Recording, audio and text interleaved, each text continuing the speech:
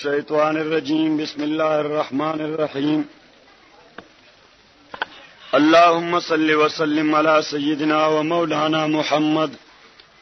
وعلى آل سيدنا ومولانا محمد أفضل صلواتك بعدد معلوماتك وبارك وسلم عليه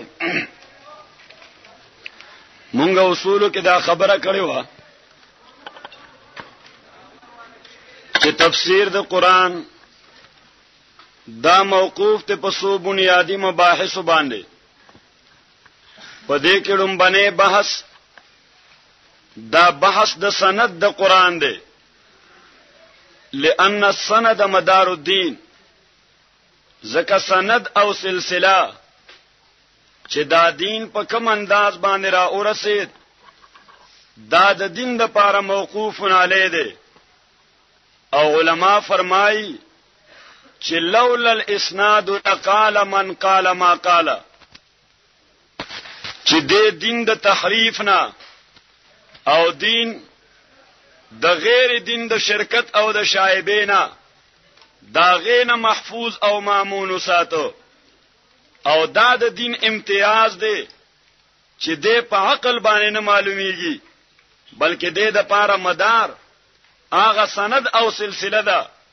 چې په کم سند او سلسله دغه دین مونږ ته را رسیدلې ده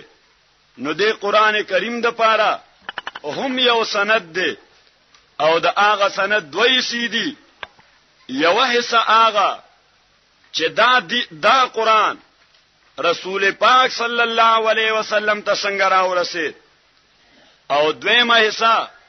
چې د رسول الله علیه الصلاۃ والسلام نه دا قران مونږ ته څنګه را ورسید نو د دیړم بنای حصہ دا قران کریم رسول پاک صلی الله علیه وسلم ته د الله د جانب نه په واسطه د جبرئیل امین را ورسید اوس په بحث د سند کې دروات او تذکرہ دا غي احوال چې علم د اسماء الرجال ورته وي دا یو اساس یا بنیاد د علم حدیث کې علم د درایت الحدیث ورته وي نو د قرنګي په دې سند باندې مون خبره کوو چې یو ذات دی د الله تعالی چې دا مروي عنه دی د طرف نه دا قران راغله دی نو دا الله په ذات باندې خبره وجود د الله یو وارد الله دا د قبيله د بدیهیات څخه دی او امر بدیهی دا مقتضی د دلیل او محتاج د دلیل نه او دغه حیثیت د الله دا د کفار په نسبانه مسلم دی ولئن سألتهم من خلق السماوات والارض ليقولن الله تعالی رسول پاک ته وی کته د کافرانو نه تاسو کې چې د اسمان او زمکه چا پیدا کړی دي انو دای به وی الله تعالی اما يرزقكم من السماء والارض فسيقولون الله تاسو له اسمان نه ازمکه نه رزق څوک درکې نو دای به وی چې دا الله تعالی اما يدبر الامر تدبیر د امر څوک کوي نو دای به وی چې دا الله تعالی نو الله تعالی دا غزاد خو مسلم عند الكفار هم دی حتی که چا عنادن د الله د وجودنا انکار کړی دی نو په مرتبه د تحت الشعور کې او د سب کانشیس کې دا الله تعالی دغه تصور دا د هغه په شعور کې پروت دی او په بازي موقع چې داغه شعور را بیدار شي نو غیر اختیاری طور د هغه نه دا خبره صادریږي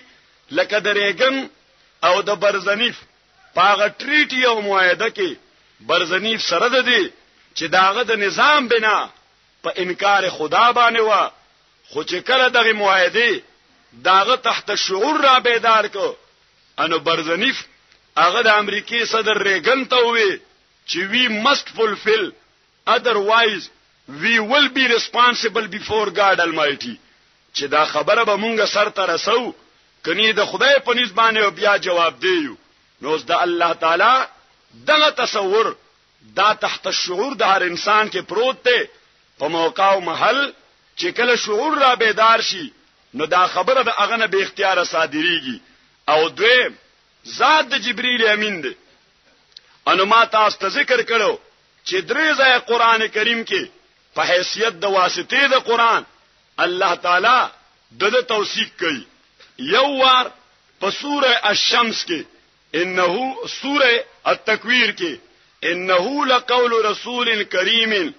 ذی قوت عند ذی العرش مکین مطاع ثم امین چې دا قران کریم دا د معزز قاصد یعنی د جبرئیل امین پیغام دی هغه راوړی دی او الله تعالی دغه جبرئیل امین صفت یو ذکر کوي چې دا معزز قاصد دی. دویم صفت ذکر کوي چې دا قاصد دی نو د ځان نه وي او دریم صفت ذکر کوي چې ذی قوه د قوت مالک دی څوک تنه دا شی غصب کول نشي او څلورم صفت ذکر کوي عند ذی العرش مکین چې د الله په نس د مرتبه او مکانه مالک دی او پنځم صفت ذکر کوي مطاع په عالم ملکوتی کې ټول فرشتي د تابعداري دي او شپږم صفت ذکر کوي سما امین چې د خیانتګرم نه دی چې کوم وحی ورته د الله طرف نه ملاو شي هغه رسول پاک تراړي او د قرنګي سوره الحاقه کې انه لقول رسول کریم وما هو بقول شاعر قليلا ما تؤمنون ولا بقول كاهن قليلا ما تذكرون. الله تعالی وایي چې دا قران کریم دا دغه معزز قاصد او د معزز استازي داغه کلام دی هغه راوړی دی وما هو بقول شاعر دا د شاعر شعر نه دی او د کاهن منتر نه دی او د رمل جفر کلمات نه دی. او دریم ځای رسول پاک صلی الله علیه وسلم ته يهوديان رالل و من یاتیک بالوحی تعالی دا وحی سوک راړي ان رسول پاک ورته وی دا جبرئیل امین راړي ناغي ورته ولو کان میکائیل لآمنا بیا خو زمونږ د ایمان لار بند شو کدا وحی میکائیل لاړې نمونږ بیا ستا دین منلو او پتا به مو ایمان نه وړو خود جبرئیل پر اوړي دین مونږ ایمان زکه نه راړو لانه اهلك آباءنا واجدادنا د زمونږ پلاران نکان په سابقه عمرو کې هغه هلاک کړی دي نو دې زمونږ دشمن دی نو الله تعالی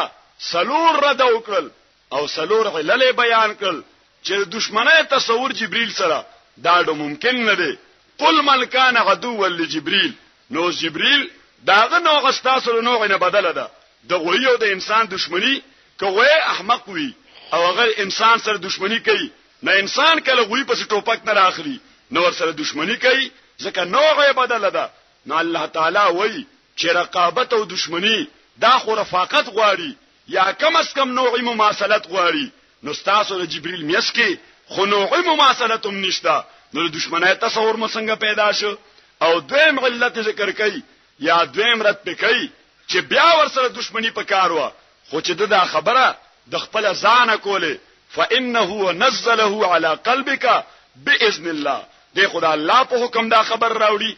او درې مرت پکې چې بیا ور سره دشمنی پکاروا خو کله د خبره مخالف له تورات د خبرینه د انجیل د خبرینه د سابقان بیاو د دعوت د خبرینه هغه د یو خدای خبره کوله د دوو کوله هغه د پیغمبر د رسالت خبره کوله د رسالت نه انکار خبره کوله هغه د مرګ نه پس د ژوند خبره کوله د مرګ سره د فنا مطلق خبره کوله نو بیا ور سره دشمنی پکاروا خو مصدقا لما بین یده خبره خودم هغه کوي د دین په اساس هغه قائد بیانای چې کوم قائد تورات او انجیل ذکر کړی دي نو بیا ور سره د دشمنی کوي. او سلورمه خبره چې کړه د خبرو کې کنزل وي سپیری وي تاسو له تانه در کولې پیغورونه در کولې نو بیا ور سره دشمنی پکاروا. خدا جبرئیل امین چې کوم کلام راړي وهدى وبشرى للمحسنین نو دا خو هدایت ته دا خوشاله خبرونه دي. نو الله تعالی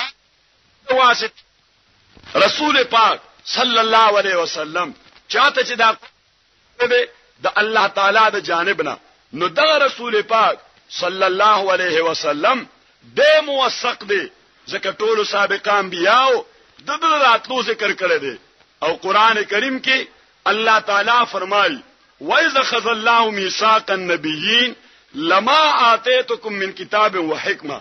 ثُمَّ جَاءَكُمْ رَسُولٌ مُصَدِّقٌ لِّمَا مَعَكُمْ لَتُؤْمِنُنَّ بِهِ وَلَتَنصُرُنَّ ټول انبیاء ته الله تعالی ته یو وعده غستوا چې دا پیغمبر آخر الزمان چې راځي تاسو به وصیت کوئ د په باب که تاسو امت کې څوک دا تر د پوری ژوند ممتد شو نو د باندې ایمان براړي او د ملګرتیا وکي وکانو من قبل یستفتحون علی الذین کفروا او الله تعالی وای چې څو پوری دا پیغمبر راغله نو يهود او نصاراو هغه به فخریان دا سره دا ذکر کو چې یو پیغمبر آخر الزمان را روان دی محمد رسول الله پاغه مونږ ایمان راړو داغه ملګرتیا وکاو داغه ملګرتیا کې مونږ کفر ظلم سره جنگیږو نو الله تعالی فرمای فلما جاءهم كفروا به کله چې دا پیغمبر و تراغه نو دایته انکار وکړو فلعنت الله علی الظالمین نو په دای ظالمانو بیا د الله لعنت وی نو زاد رسول پاک دا مو البینه کې ما تاسو ذکر وکړو لم يكن الذين كفروا من اهل الكتاب المشركين منفكين حتى تاتيهم البينه الله تعالی وای که رسول او کتاب نه راغله نو بیا څه تصورو د دې د کفر چې کافران پاتې وي خو چې کتاب هم راغی او رسول هم راغی او دې ته پته هم شته اعنادن دای مخالفت کو نو الله تعالی فرمایي چې بیا د خلق ملعونین دي دا لعنتیان دي دا څه د عناد غستی دي نو دا سند یو سره او د سند دوی مېسا د رسول پاک صلی الله علیه وسلم نه دا قران کریم مونږ ته په یو مسلسل او متواتر سند سره زمانن بعد زمانن او نسلن بعد نسلن دارا ورسیدو په تواتر زمانی سره او دغه تواتر زمانی دا د قطعیت دلیل دی چې کوم ځای گویا په یو شی باندې کانسنسس او اجماع او اتفاق د انسانانو متحقق شي نو هغه شی نه انساني دنیا کې څوک انکار نه کوي نو الله تعالی وایي یو جم غفیر په هر دور کې د دای قران ناقل او راوی دی نو دا مسلم دی چې دا کتاب دا د الله جانب نه راغلی دی او د رسول پاک نه امت ته په دغه واسطه رسیدلی دی او دویم بحث هغه بحث د تعریف دی ځکه مونږ خپل بزرگان د هر فن شروع کولو په اول کې وایي چې لا بد له هر طالب د پاره د معرفت د سو اشیاءونه تعریف د علم موضوع د علم غرض او غایه د علم ترجمه د مؤلف او درجه د مؤلف چې د کتاب سم مقام دی او د دې مصنف د دو پیدایش کم ځای شو د لوی کم ځای شو استفاده چانه وکړه ځکه دا غلی کلو ته داغه قول او عمل ته په هغه تناظر کې ګوري ځکه سړي باندې د ماحول او د معاشري اثر وی چې په داسې معاشره کې زیږیدلو نو خامخا داغه معاشري په د باندې عمل یا رد عمل یعنی څه اثر یا بد اثر دا به د باندې پروتي د تحریرات ته دا په دغه تناظر کې ګوري نو تعریف دا بنیادی شی دی نو تعریف د قران کریم بهترین تعریف ما تاسو ته وې چې دا صاحب د نور الانوار کړی دی چې هو الكتاب المنزل من الله سبحانه وتعالى الى الرسول صلى الله عليه وسلم نقلا متواترا بلا شبهه المكتوب في المصاحف دا هغه کتاب دی چې الله جانب نه رسول پاک ته نازل دی مونږ ته نقل شوی دی په نقل متواتر سره بلا شبهه او هغه کتاب دی چې اوس مونږ سره په دغه کاغذونو کې لیکل دی په دغه مصحف کې لیکل دی اوس هر یو کتاب دا د یو خاص موضوع نه بحث کوي لکه د طب کتاب دا د انسان د صحت نه بحث کوي او د انسان د بیماری نه بحث کوي د قرنګ د سیول انجینیرینګ کتاب هغه گویا د ډنسټي او کثافت او د نکاس او بلډینګ او تعمیر د شینو نه خبره کوي نو د قران کریم د دې موضوع څه شه دی نو د دې موضوع انسان دی خو موږ ورسره قید د حیثیت لګولو چې د ډاکټرۍ د کتاب موضوع خو انسان دی هغه په انسان باندې ذکر کوي نو بیا قران کې او د میډیکل په کتاب کې فرق سره ان موږ ورسره حیثیت لګو من حيث انه مکلف بالشرائع د په انسان باندې بحث کوي خو په دې حیثیت باندې چې دا انسان په احکام او په شرایع باندې مکلف دی د لپاره یو شریعت راغلی دی ار د ذمہ داری دا چې د بدقه شریعت دا به عملي کوي او حضرت امام انقلاب مولانا سیندی رحمت الله علیه د قران کریم دغه موضوع چې انسان د من حیث المکلفیت فرمای چې لومبنای وحی چې رسول پاک ته غار حرا کې رااله جبرئیل امین په صورت د بشر کې راغی ورته وی اقرا قل ولا حضور پاک ورته ما انا بقارئن ما خو استاد نه کتلې مدرسه مې نه لريدلې الف با تاسا پټای مې نه ویلې نو زه سول ولم نو حضور پاک ځان سره جوخ کو زور ولا ورکو انو بیا ورته اقرا حضور بیا دغه جواب ورکو ما انا بقارئ نو په دریم ځل بیا را جوخ کو او حضور پاک صلی الله علیه وسلم ته په دریم ځل بیا وی چې اقرا قل ولا حضور بیا جواب ورکو انو فغتني الثالثه حتى بلغ مني الجهد وخشيت على نفسي رسول پاک فرمای بخاری جلد اول کې د ترجمه الباب سره مناسب تقریبا لومبنه حدیث ته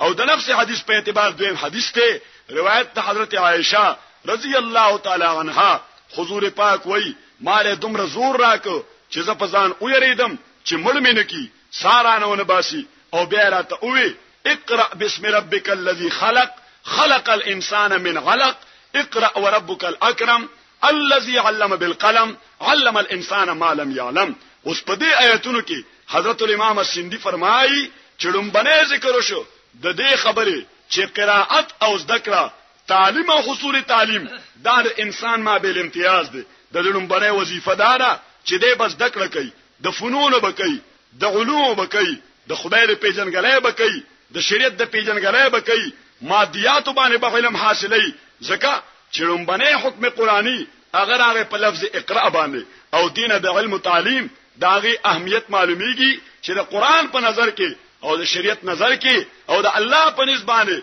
علم او تعلیم دا څومره د اهمیت حامل وظیفه ده ځکه لومبنه حکم دا په اقرا باندې راغی او دویمه خبره حضرت الامام فرمای چې الله تعالی دا وی بسم ربک الذی خلق چې د ټولو کائنات لپاره منبع دا ستاد الله ذات ته او د دغه ځاینا اشتقاق او استنباط کړل حضرت محی الدین ابن عربی د فلسفه د وحدت الوجود چې دا ټول کائنات صرف وجود د باری دی د دین علاوه د نور وجود دا کلا وجود یا کسل الوجود یا کشم وجود دی او حضرت مجدد سے رحمت الله علیه اگر رد کو په محی الدین ابن عربی باندې چې دا فلسفه د وحدت الوجود دا خو د هندوانو د مذهب سره مناسبه ده دا خو د حلولیانو عقیده ده چې بس کائنات ټول صرف ذات د الله دی ناغره دی مقابله کې یو بل شی نقل کو مکتوبات کې لیکلي دي د محی الدین ابن عربی دو کتاب دي اهم په دغه باب کې دا ډیر لوی صوفي دی یو کتاب د فصوص الحکم او بل کتاب د فتوحات مکیه حضرت مجدد صاحب رحمت الله علیه او فرمایل چې مارا نصوص الحکم اس فصوص الحکم وفتوحات مدنیه اس فتوحات مکیه بے نیاز گردانی دي مونږه د نصوص الحکم په ذریعہ د محی الدین ابن عربی د فصوص الحکم نه او د فتوحات مدنیه په حواله د ابن عربی د فتوحات مکی نامه کتاب نه د دینه بے نیاز شویو یعنی هغه رد کړل په فلسفه د وحدت الوجود باندې او یو نوې فلسفه په باب د تصوف کې هغه ورکړی دا فلسفه د وحدت الشهود حضرت شاه صاحب رحمت الله علیه په خپل تحریراتو کې د دې دواړو فلسفو تطبیق کوي چې مجدد صاحب استه شوی دی کړي تقریبا ډیر لوی فرق وحدت الوجود او وحدت الشهود کې نشته او شاه صاحب هغه یو مختصر تعبیر کوي چې فلسفه د وحدت الوجود همه اوس چې دا ټول کائنات صرف ذات الله دی او دغه مقام د وحدت الوجود ته چې په دې صوفیانو کې یو سړی ورسېدو منصور ان هغه بګویا په هر شی باندې اطلاق د خدای کو چونکه ظاهر کې دا خبره شریعت خلاف وا لہذا هغه خلکو پانسای ته ورسو ځکه چې دا خبره د شریعت خلاف وا اگر چې تصوف په نسبت باندې سمجال به او د وحدت الوجود د عقیده په بنا باندې او هغه د پښتو یو شاعر دی هغه وایي چې د وحدت الوجود په موقع د عابد او د معبود دواله ختم شيخه دا عابد د ځان د خدای ذات سره عین وګړي او هغه وایي پورته چې دوی شي دواله ډوالزم پورته چې دوی شي په عابد او په معبود کې نو شرک د عبادت زکه په وحدت الوجود کې ان دا د وحدت الوجود یو مقام دی ما تاسو طالبانو ته ویل دي چې د تصوف سره لغون نه رابط ساتي دا تصوف دا ډیر بنیادی شی دی د سره تسکیه د نفس راځي او بلا ډیر فلسفه دا د تصوف په اساس باندې الله تعالی دا ملګرو ته اساني ان زمونږ سملګری هغه راشنو مال به تاسو کې د وحدت الوجود او د وحدت الشهود نظر ته ملګریا تر تجرید د منزل نه ورته شوی ناغه وینه تجرید خو نه پیژنم نو مونږ دا خدا سه شوا لکه سړي چې پرایمري نه پاس کړي او په کالج کې داخله اخلي ښه دا داسې شو لکه سړی پرایمري پاس کړي او لاړ شي کالج کې فارمونه داخل کړي الکه تا تم کړی نه مې دې کړی الکه تا لسم کړی نه مې دې کړی الکه تا دولسم کړی نه مې دې کړی الکه تا سوال لسم کړی نه مې دې کړی داخله څه کې اخلي وای ام پریویس کې داخله راکا نو دنیا کې به یو احمق جامعه داسنی یو احمق یونیورسيټي به داسنی چې دغه سټوډنټ ته او دغه طالب علم ته دغه په شپږم کې یا 15 کې داخله ورکی نو زملګرو ته وام ته تصوف ته لومبې نږدې د سیر فی الله او د سیر الی الله او تجربه مجارب ورته کا بیا فلسفه د وحدت الوجود معنی بغیر زمانه تدریس او تعلیم نه پوي ځکه دا خبره د عملیات سره تعلق ساتي نو حضرت شاه صاحب رحمت الله علیه په دې دوالو فلسفو کې محاکمه وکړه زنګ طریقه ده چې د اصول بیا بیانو یو خو طالبانو ته د لسره سبق ریپیټډلی بیا ویل شي دا پاتن نه لسره دي کوم موږ ابتدا کې نو دا مکرر بیا ویل شي یو او دویمه خبره ده چې خلاصه ټولو صورتونه وو ځکه صورتونه خو موږ 2 په خودي خلاصه ټولو صورتونه وو ځکه زموږ د دوستان د بلا لري نه سرش پکشلی اتشلی میله مزل کړي او اغلی د ختم قران ته نو موږ دا غواړو چې دې دلته نزي نو چې خبرې هم زده کړي او د قران کریم د داسې ثواب ورته ملاوي شي لکه ټول قران کریم چې ختم کړي نو داسې مونږ ورته اولنا دا قران ټول خلاصو وایو نو داسې ثواب ورته ملاوي شي لکه چې دای باقاعده د طالبانو دا قران اولنا اخره پورې ختم کړي دي نو حضرت شاه صاحب رحمت الله علیه او فرمایل چې وحدت الوجود هم اوس چې دا ټول کائنات دا صرف وجود د باری دی د بل وجود سره تعلق نشته دی وجنه هغه د ممکن تعریف دا کوي چې الممکنات ما شمت رائحه الوجود ممکن الوجود هغه شی دی لکه مونږ او تاسو ټول ممکنات یو دا کائنات ټول ممکنات دي دا بلډینګونه غونه ونه جاړي بوټي دا ټول ممکنات دي ناغوي دا ممکنات دا اشیاء وجودیه نه دي دای باندې صرف د وجود بوی لګیدل دي ځکه خور باندې بیا عدم را روان دي دا زل د وجود دی او اصلي وجود نه دی نو فلسفه د وحدت الوجود د شاسه پنځ همه اوس او فلسفه د وحدت الشهود همه ازوس چې دا څومره سيزونه دي د لپاره منبع ده ذات الله تعالی نو حضرت امام فرمایي چې اقرا بسم ربک الذی خلق چې ذات د پروردگار ستا دا د ټول مخلوق د لپاره منبع ده لکه عدد د یو چې دا د لامتناهی اعداد د لپاره منبع ده ځکه 2 3 4 5 شپږ لس کروڑا لس اربا لس کربا لس فدما الى اخره څومره شمیر چې د دې لپاره موقوف لري هغه عدد د واحد او عدد د یو کدی یو عدد په مارز وجود کې نه راغلی نور د نور بر سره تصورات نو د دې بار تصور نو قائم نو دا یو عدد چې لکه څنګه منبع د پاره د اعداد غیر متناهی دي نو دا رنګي ذات د باری دا د ټولو کائناتو لپاره منبع او فاونټین او سرچشمه ده نو اقرا بسم ربک الذی خلق دا الله تعالی د ټولو کائناتو خالق دی او ورپسې د انسان شرافت ذکر کو تخصیص بال التامین افاده دی وکړه چې دا انسان دا د کائناتو خلیفہ دی د ما شرافت او کرامت ورکړي خلق الانسان انسان پیدا کړی دی او بیا د حیوانیت ذکر کوي چې من علق د وینې چقینه پیدا کړی دی نو خرم د وینې چقینه پیدا دی ویم د وینې چقینه پیدا دی چرګ او مارغوم د وینې چقینه پیدا دی انسان هم د وینې چقینه پیدا دی نو معلومه شو چې انسان حیوان دی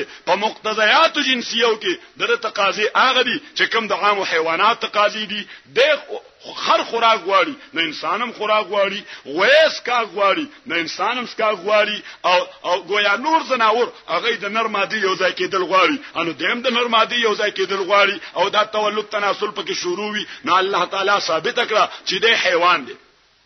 بیا ورپسې بیا تکرار کوي چې اقرا د دې حیوانیت نه چې د ممتاز کوي نو صفت د علم به ممتاز کوي چې د کې علم راغلي د کې تعلیم راغلي د کې سکل راغلي د کې دانشمندی راغلي اقرا وربک الاکرم الله تعالی اشاره وکړه چې او پیغمبره کرامت او عزت او شرف دا ټول ما په علم او تعلیم کې خود دي پروردگار د علوم په ذریعہ باندې چاله کرامت او شرافت ورکي عالم ته مقام ورکي تعلیم یافته ته مقام ورکي دانشمند ته مقام ورکي وربک الاکرم الذي علم بالقلم او الله تعالی فرمای چې زماره قدرت یو دلیل دی چې دوره ورکوټه کلم دی ټول دنیا مسخر کړی دا الذي علم بالقلم ذکر اعلی د کتابت دا گویا اعلی د پاره د لیکلو دا وربک الاکرم الذي علم بالقلم علم الانسان ما لم يعلم چې دا انسان د عقل په ذریعہ د وړې آلې استعمالون کړي نو لویه فائدہ په باندې حاصلې دوره وړغونه برمه استعمال کی نو په سلګونو ټنونو او په پیراو باسي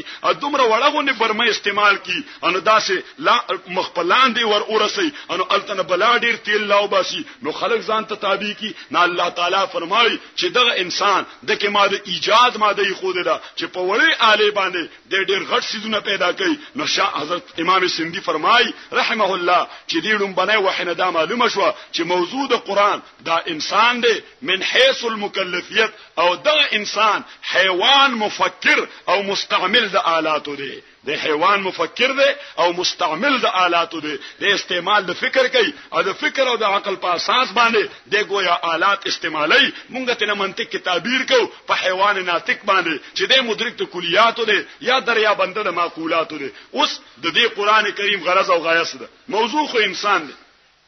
خو غرض سره د ډاکټرای مقصد داوي چې چا علاج وکړي دوايي په ذریعہ یا د اپریشن په ذریعہ اوس د قران مقصد سره دا چې مونږ وایو سره پاره وایو نو علما کرام فرمایي چې د قران کریم غایا هغه اصلاح د علم او عمل ده چې ستا عقیده صالحه شي استا عمل صالح شي او د قران غرض او غایا الاعتصام بحبل الله المتين چې د خدای د دین پر رسای باندې ته مضبوطیا سره لاس ولګي خبره باندې پوښي نو چې سره د خبره باندې پوښي او بصیرت به پیدا شي نو پاغي باندې بیا کلک عمل کوونکی نو دا د دې لپاره دی چې د خدای د دین په دین باندې هغه باندې کوه مضبوطی منګوله ولګي او د قرانګي غایه ده الفوز بالسعاده الدارین چې ستا د دنیا هم آباد شي او آخرت هم آباد شي ځکه قران کریم نه یوازې ستا دنیا آبادی نه یوازې ستا آخرت آبادی ما تاسو ته ان هاذا القران یادی للتی اقوم د دنیا کې تعالی معتدل نظام درکې او یبشر المؤمنین الذين يعملون الصالحات بان لهم اجرا كبيرا او په آخرت کې تا ته نیکی بدلی او د اجر داغي اطلاع خبر درکې حضرت امام شهید او فرمایل چې قران کریم په دې بنیاد دا د سیاست کتاب دی د اصلاح د معاش کوي اصلاح د معاد کوي دا دنیا والا ژوند بهتري او آخرت والا ژوند بهتري او دریم بحث هغه بحث ته تفسیر دی نو تفسیر دی فسر نه افسر په لغت کې کشف ته ویل شي منتخب اللغات هغه ګویا دغه ترجمه کړی دا پیدا کردن معنی چیزه و وا کردن معنی سخن کلاول دی یو شی دی او کلاول د معنا دی یو لفظ دی او په اصطلاح کې مونږه تعریف کړو علم يبحث فيه من كتاب الله من حيث انه يكشف به مراد الله دا هغه علم دی چې په دې کې بحث کول شي د الله د کتاب نه په کوم حیثیت بحث کول شي چې د خدای مراد معلوم شي چې الله تعالی د قران په ذریعہ مونږه انساني عالم ته او انساني دنیا ته سوي ځکه حضرت شاه صاحب رحمت الله علیه فرمایي چې د قران مخاطب یوازې مؤمنان نه دي د قران مخاطب ټول انسانیت دی وجنه قران کریم بلا زایا چې کله خطاب کوي نو په یا ایها الناس سره کوي چې او ټول د آدم اولاده او ټول انسانانو دی وجنه علما فرمایي چې خطاب دی یا ایها الناس د امت ذمہ داری دا واچولا چې هر کافر تبا داغه کور ته قران ول دعوت رسي دا کوته قران ول دعوت رسي ځکه قران یا ایه الناس ویل دي یا ایه الذين امنوا باندې صرف اکتفا نه کړي د دعوت دا عام د ټول انسانيت ته چې دا به ټول انسانيت ته ورسي دیو جن علما فرمایي چې سره به مشرک خوي سره به مشرک خوي يهودي به وي هندو به وي عیسائی به وي سیک به وي په دې صفاتو متصف وي خو کافر اطلاق په او لا علده چې کله دته خبر د قران ورسیو د سره داغه انکار وکي او حق پټ کی ته په خبره باندې پوي کی او بیا د حق پټ کی نو ال ورته کافر ویل شي نو ما یک په دې بنیاد باندې خبره چې کوم علما او کافر کې دا تحقیق کړي نو بیا خو دیندوانو ته مون کافر نشوي نو مده رسول ورته خبره ایسانو ته نو وایو نو مده رسول ورته خبره مشرکان به بت پرستان به خو کافر خو وای ساتر د حق نه دمته چې سړی په ضد کې راشي او سړی په عینات کې راشي او په حق باندې پرده ورواچي نو بیا ورته ال کافر وایخه د دې وجه چې قران کریم تاسو وګورئ نن چې کوم صورت موږ شروع کوو ناغه کې دا بس واحد منفرد خطاب د قران کریم کې چې لفظ د کافر سره کړی دی چرته قران کریم کافر ته کافر نه دی ویلي ښه خو چې دا دومره ډیر قران د سوره فاتحه نه شروع شو او تر سوره الکوثر پورې په هر انداز الله تعالی دای پوي کړل ا دای بیا هم په صدرال نو الله تعالی ورته بیا سوره کافرون کې پړم بي زلوي یا ایها الکافرون او کافرانو لا اعبد ما تعبدون. نو معنا دا د دې صورت کې ایمان دیتا چې د کافر اطلاق به کې الا چې خبره ورته واضحه کا چې د په ضد او په عناد باندې راشي نو کافر بشي. کړي دې به صرف بت پرستی مشرک وي هندو وي سیک او دقه وجدوي. ته هندو ته کافر وای نو هغه در په ټوپک راخلی مړی دي. ته سیک ته کافر وای نو در په ټوپک راخلی مړی دي. ته عیسی يهودي ته کافر وای هغه به کافر بته او کافر به پلاری ښه کافر بته کافر بری پلان. ځکه دا لفظ کافر دا ډیر بد لګي په هر طبقه باندې. ځکه دا ساتر د حق عنادن دي چې سړی په ضد راغلی او حق پټ کړی. اوس داغه بصیرت خو بده پیدا لري چې دازه په هندومت کې سکوم دا حق دی. د سیک عقیده بصیرت دار چې دازه په سیک مذهب کې سکوم دا حق دی. عیسائی وای دازه چې سکوم لن يدخل الجنه الا من كان هودا او نصارا. هغه وی د جنت ټیکه خوړو زمونږ حق دی. يهوديان وی زمونږ حق دی. نصارا وی زمونږ حق دی. ځکه دین او مذهب زمونږ حق دی. نو الله تعالی وی تو ورته دلایل په بنیاد باندې حق واضح کا. نو کده په ضد او عناد راغی نو بیا ورته چې یا ایها الکافرون او کافرون لا اعبد ما تعبدون. استاد کافران یې استادو کا تروسه عیسایان وای تروسه يهوديان وای تروسه هندوان وای تروسه سکان وای تروسه پارسیان وای تروسه آتش پرست وای تروسه مجوسیان خو اوس کافران یې. ځکه تاسو اوس په ضد او په عناد باندې حق باندې پرده واچوله او په مقابله او په ضد باندې رالی. ان دې وجنه تفسیر دا هغه علم دی چې دې کې د کتاب الله نه بحث کی په دې حیثیت چې د خدای مراد په دې باندې کشف شي او معلوم شي. او موضوع او غرض د تفسیر الاطلاع على مراد الله. موضوع د تفسیر هغه گویا قران کریم دی. ځکه د تفسیر کې مونږه بحث د سنو کو د قران کریم نه مو کو او غرض او غایا د دې تفسیر الاطلاع على مراد الله چې د خدای په مراد باندې ځان پوي کی چې الله تعالی په دې قران کې مونږ ته سوې او تحصیل السعادت الدارین د دنیا او د آخر خیر ځان لپاره ولټي چې دنیا دې مبارک شي آخرت دې مبارک شي. او الاعتصام بحبل الله المتين د خدای د دین پر صویبانه مضبوطی منګولې ولګي. سلورم بحث مون کړو چې تفسیر سره پسند کې دا قران کریم لم يقترن بزمان وهو يخبرنا عن المغاد وعن غاد وعن ارمي. دا قران کریم د یو خاص زمانه سره متعلق نه دی. دی وجنه مونږه موصوف کو په صفت د قدم باندې دا مزان له بحث کړو. اوس به اختصار په غرض باندې دې ځای کې ورنوتی کو چې قران کریم دا کلام قدیم دی چې صفت د باری واخلي او دا حادث ته چې څه واخلي چې مکتوب فی المصاحف واخلي او کلام د عبادت واخلي دې په تلفظ کوي. نو اوس دا قدیم ورته وای په دې معنی چې د یو خاص زمانه سره متعلق نه دی. دی وجنه پکې مونږ شای نزول نه ذکر کوو مگر به اظهار د معنی لپاره. مونږ چې د قران کریم شای نزول سره تعلق نشته صرف دغه واقع د حقیقت د اظهار لپاره قران کریم فوري تور خپل فیصله وکړه چې ما کې لیکل دا فیصله ده. دا فیصله د مخکنه خدا او صدا واقع دی وجنه حافظ ابن تیمیه په اصول تفسیر کې دا یو خبره لیکل ده چې مفسرین اختلاف ولې پیدا شي. یو مفسر وای د آیت شان نزول داله یو واقع نقل کړي. بل مفسر وای د آیت شان نزول داله نو بل واقع نقل کړي. نو بل مفسر درکینی نو بیا د بلا ډیر علماء کتابونه در باندې مونږ بندو چې دا به موږ ګوري او چې استعداد درکې پیدا شي نو بیا ورته چې اوس د هندوانو پوتای وګورخه او اوس د سکانو ګرنتو ګورا او اوس د يهوديانو تعلمود ګورا او اوس د عیسایانو د غي بلبل وګورا او اوس د قادیانانو د غي ازاله الاوهام وګورا او د غي حقیقت الوحی وګورا او د غي کشف الشبهات وګورا. نو بیا ورته مونږ چې اوس د کارل مارکس داس کیپټل او سرمایه وګورا او اوس د فلانی او د فلانی د غي گویا د موضوع تنگ ریډ بوک وګورا. خو چې کله درکې استعداد می پیدا نو مونږ تاسو د فلانی مولا کتاب وګورا. ځکه چې په صحت او په غلط باندې پوهیږي نه نو دا غلط به شکار شي او یو لوی فتنه بری امت لپاره پیدا کړي. ځکه خلک خطا باندې عقیده لري چې دا سړی دی عالم نو بیا چې ورته څه خبره کې ناغي بېمنی حالان کې خبره به د اجماع د امت خلاف وي. اته بری درې دغه مولا سي کتاب کې نو ضرورت به رانه او د مولیانو کتاب کې غلطي کوي.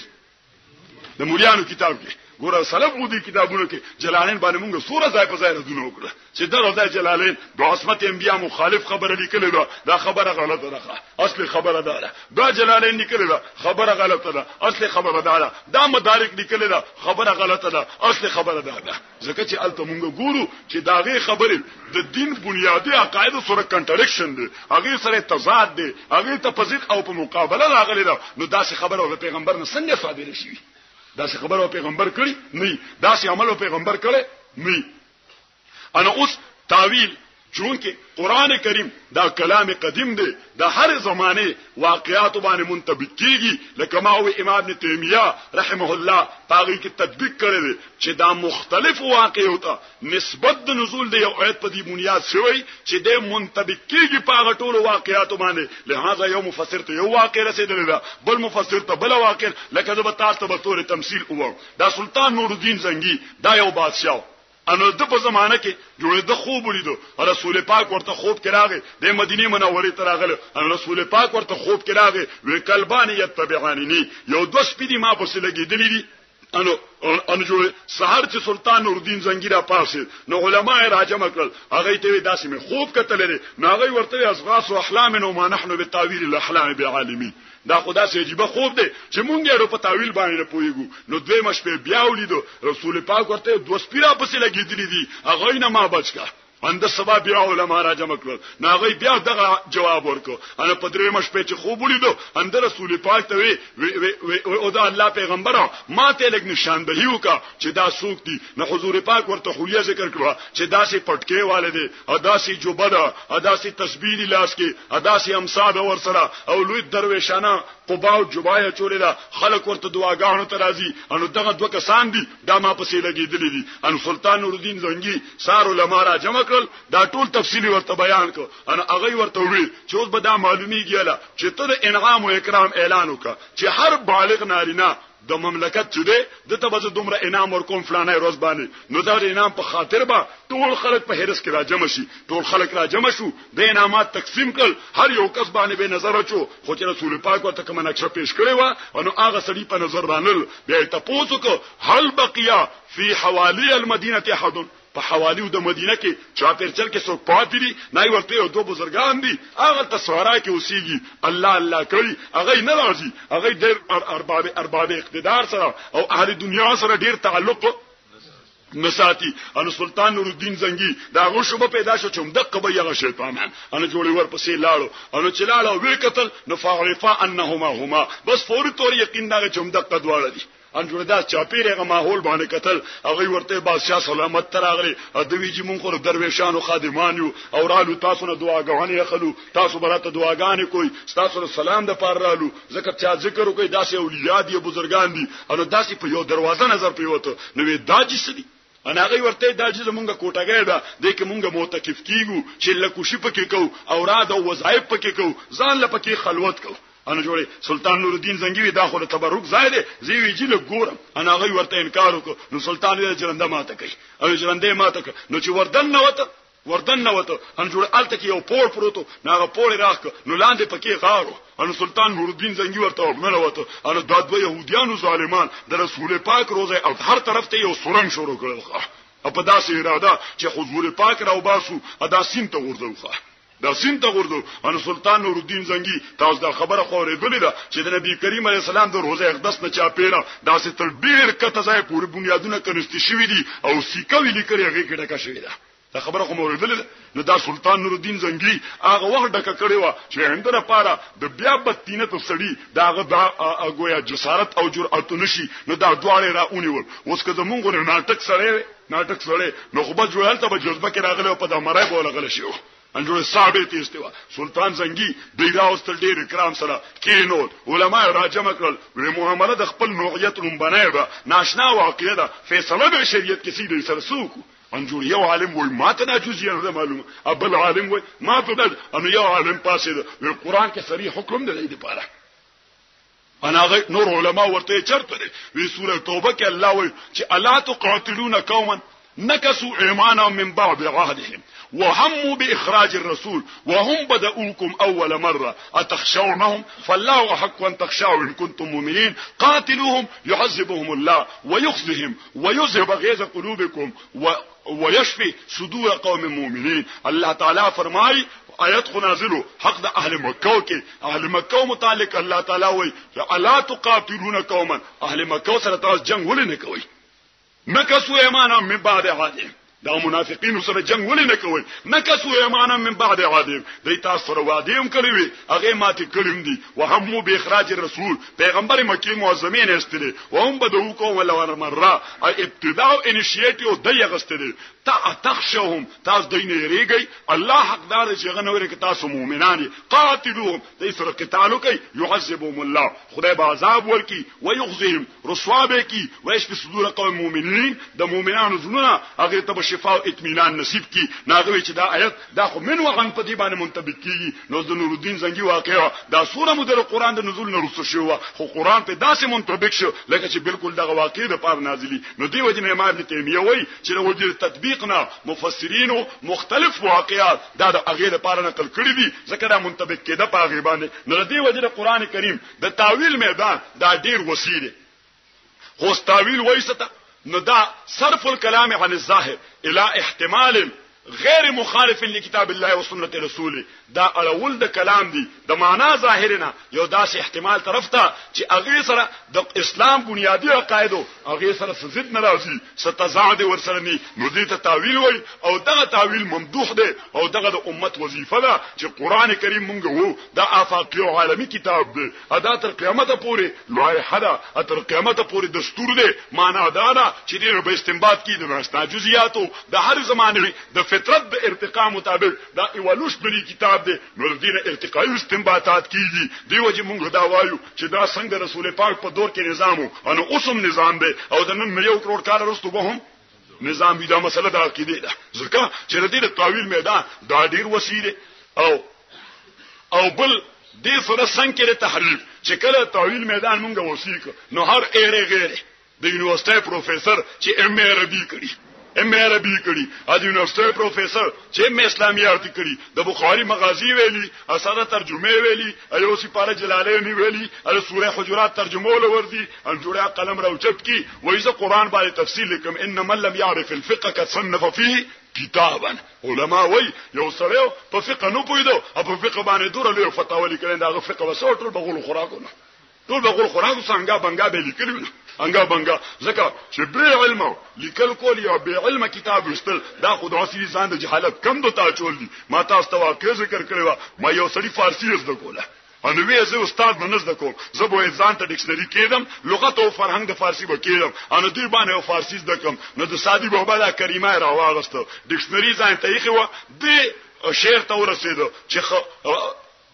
نگاه دار مارا زراح خطا در گزارو ثواب منما نظر کوما باندې د لارې د خطا نه او که زه خطا شم نو خطا مې عفو وکا او دا غي بدله کوم ثواب راکا دا خو شعر ترجمه خو چې استاد نه ویني ورته به دا ترجمه کړو اوس دغه د استاد نه وینا دغه لغت باندې زده کو کور کې په ناشته باندې علم زده کو ان جوړې دوی چې نگاه دا خو نظر ته وای او دار دا خو صيغه امر د داشتن او مارا نو دا مارا دا اصل کې مار دی حاضر کی مار دی فارسی کې ورته مار وای او پښتو کې ورته مار وای او خطا خو واضح لفظ دی او گزار وي دې کړه لغت کته ضرورت نشته دا گزار کول دی کانه وشتل دي خطا نو ترجمه ولا خپل جوړ کړه وی پلارتلم نو مار مې ولید انو ما په کانه گزار ک نو گزار مې خطا شو خو ثواب نه وشه گزار مې خطا خو ثواب مې وشه نو دقه قسم مفکر چې را پاسي هغه مفکر هغه د امت لپاره د قصي او لوی فتنه جوړه کی دی وجه مستشرقین او مستغربین مونږ وایو چې یو سره د علم انتها ته ورسی ناغه بیا د مستشرق کتاب ګوري ا د مستغرب کتاب به ګوري او کده په علمیت کې مستحکم ني نو د مستشرق کتاب ولا قتلم ناروا دي ا د مستغرب کتاب قتل ولا هم ناروا دي ځکه چې ما زادوهم الا خبالا بس دای کې بځای کې فساد پیدا کوي دای به گمراه کوي دای خدای طرف ته دا کتاب نه راوړي خو گمراه تحریف میدان دا تعویل د هغه په معرض کې پیدا شو او د هغه په تناظر کې پیدا شو اوس تحریف څه ته وایي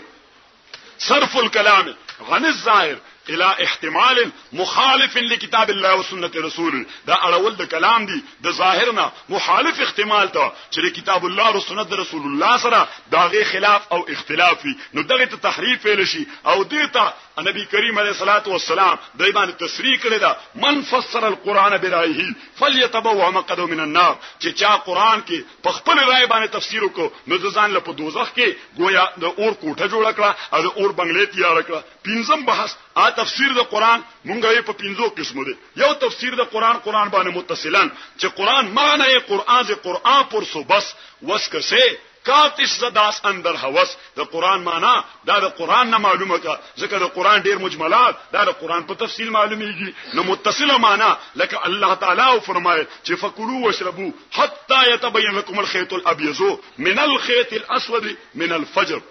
تاسو خوري اوس کوي پروجو میاش کی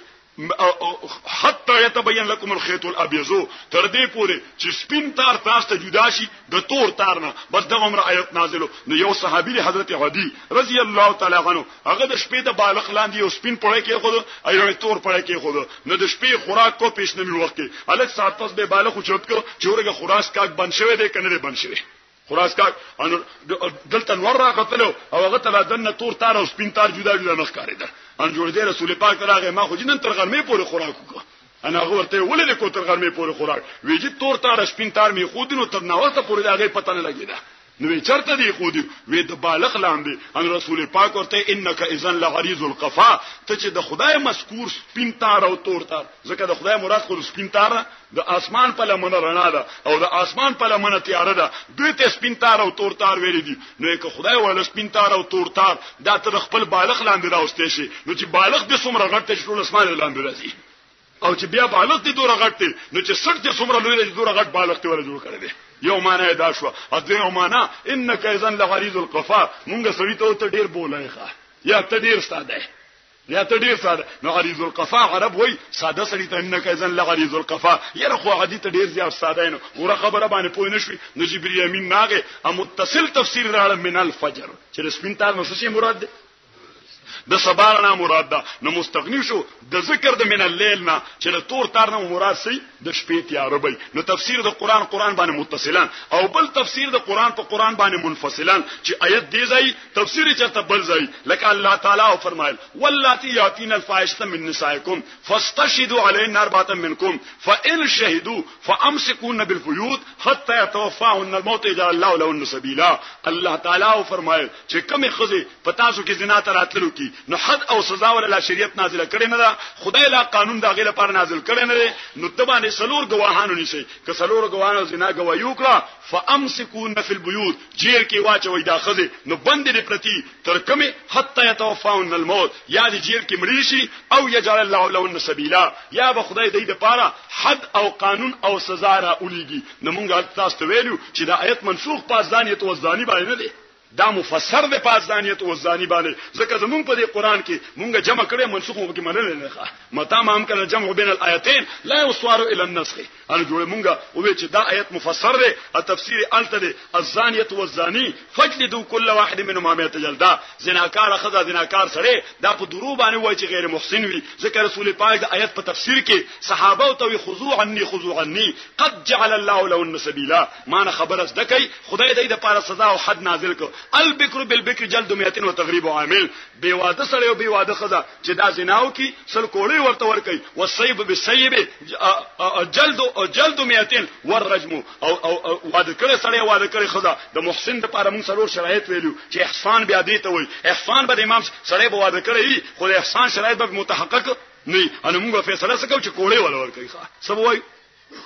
کوړی ولا ور کوي حالانکه څوک مولا سے به اعتراض کوي چې د خو واده کړی دی نو موږ واده کړی خو موږ ساده ترجمه کوو د پوهې لپاره کړي د محسن معنا واده کړی نه دی واده سره درې شرایط نور دي نو چې هغه درې شرایط متحقق شي نو بیا به سړی محسن وي او خزه او محسنې او بیا به په کانو باندې سنگساریږي نو دغه تفسیر د قران باندې منفصلان او بل تفسیر د قران دی په اقوال او په اعمال د رسول پاک باندې دا مسله د حجیت حدیث ده ځکه موږ تاسو ته ویلو چې اصول فقه کې تاسو باب د مجمل مفصل ویل دي نو په مجمل مفصل کې مدا خبره ذکر کړی دا چې د مجمل کلام تفصیل دا ذمہ داری د مجمل ده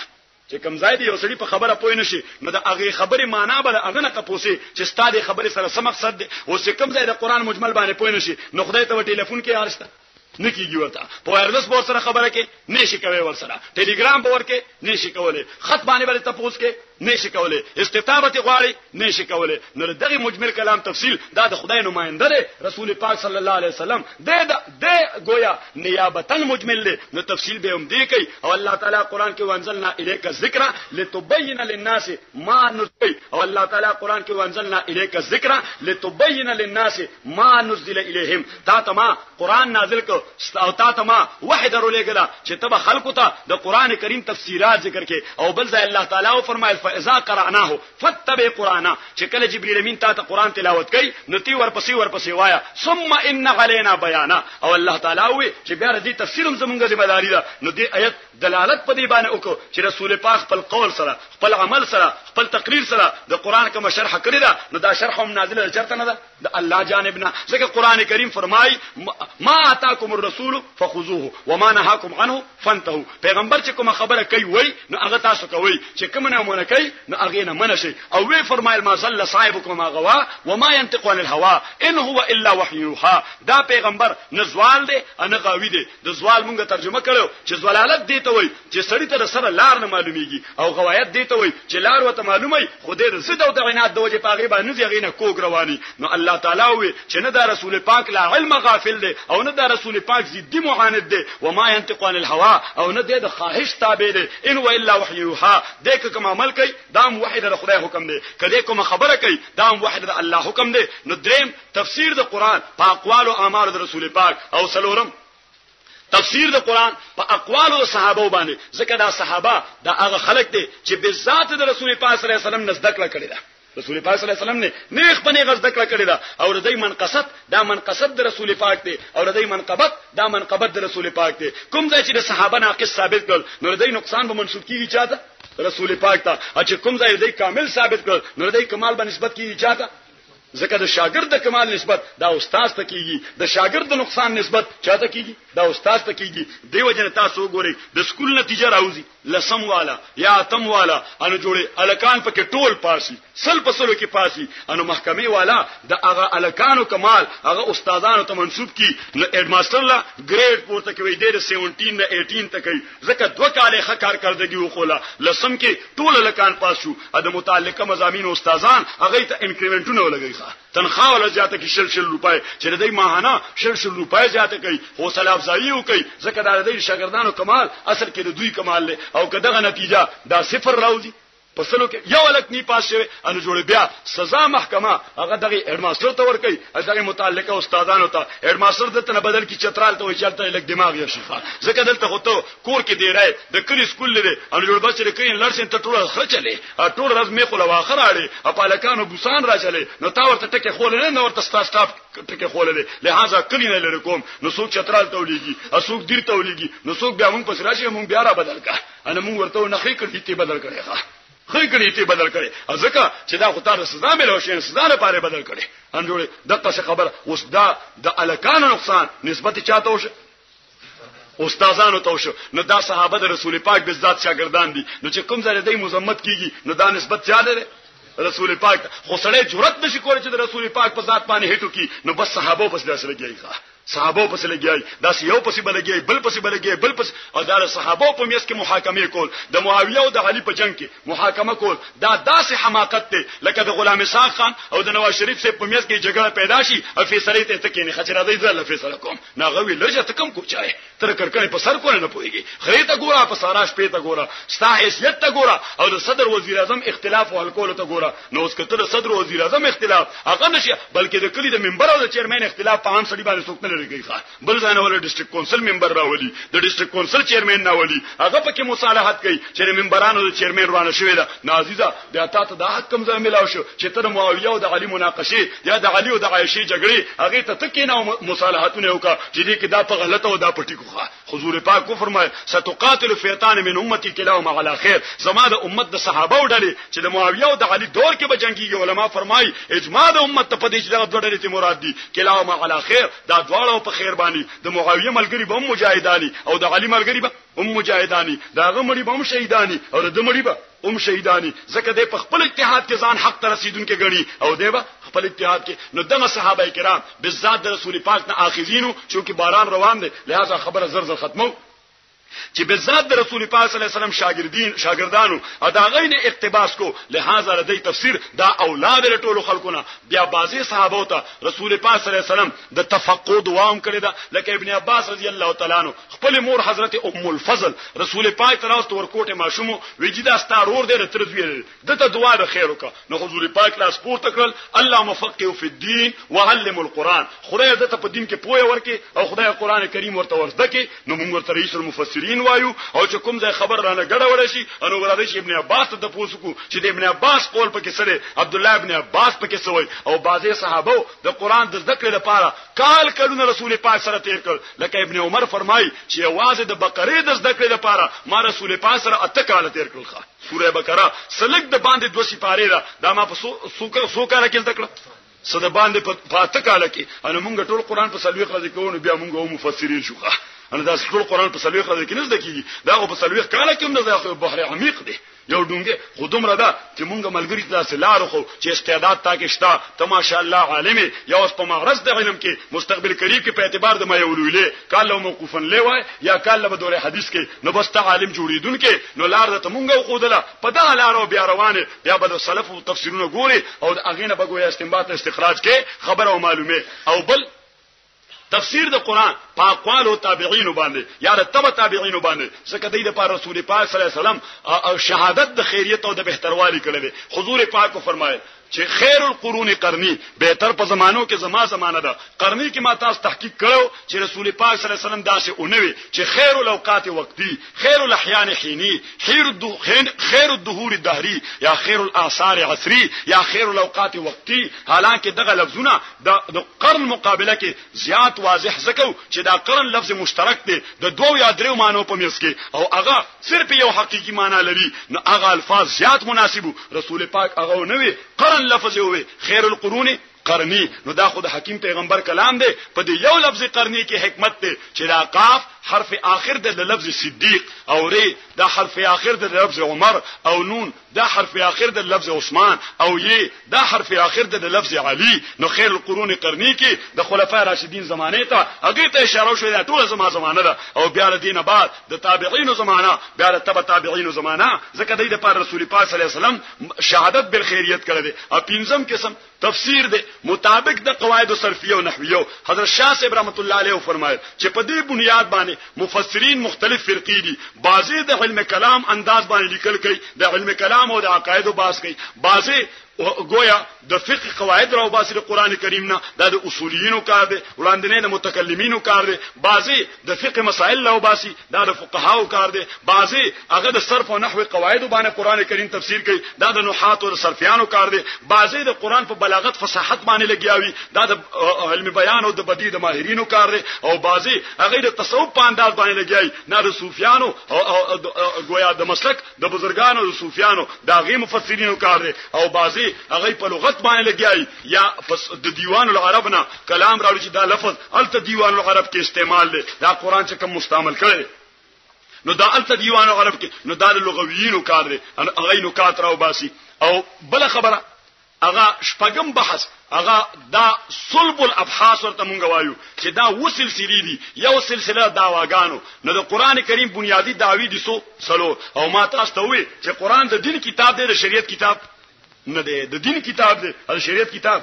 د شریعت کتاب نه دی د شریعت منبع ده د شریعت د لپاره اصل دی د شریعت کتاب هدايه ده د حنفیانو لپاره د شریعت کتاب مغنی المحتاج دی د شافعیانو لپاره د شریعت کتاب مدونه ده د موالکو لپاره د شریعت کتاب مغنی د ابن قدامه دی د حنابلو لپاره د شریعت کتاب شرح شرائع الاسلام دی د شیعه امامیو لپاره او د شریعت کتاب البحر الزخار دی د شیعه زیدیو لپاره د ټولو ځان له شریعت د کتابونه دي چې په خپل انداز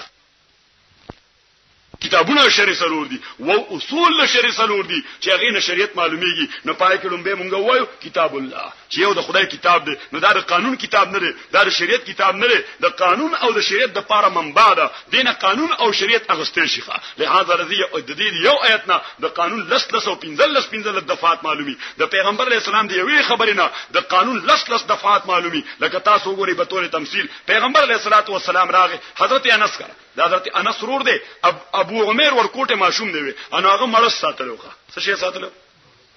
مرز ساتلو ان نبی کریم علیه الصلاۃ والسلام په وې دا څه شي دی حضرت انس ورته دا خو د ابو عمر دا هغه مرز دی انا جوړي نبی کریم علیه السلام په ځان غلې کا انا جوړ په دې مرز چې بیا ناغه مرز باندې چرته شپې مرز راغلو انا مرشو نو ماشوم خو د لوبو شی په کیلونې په صفای نو داسې غریب داسې نه استوخه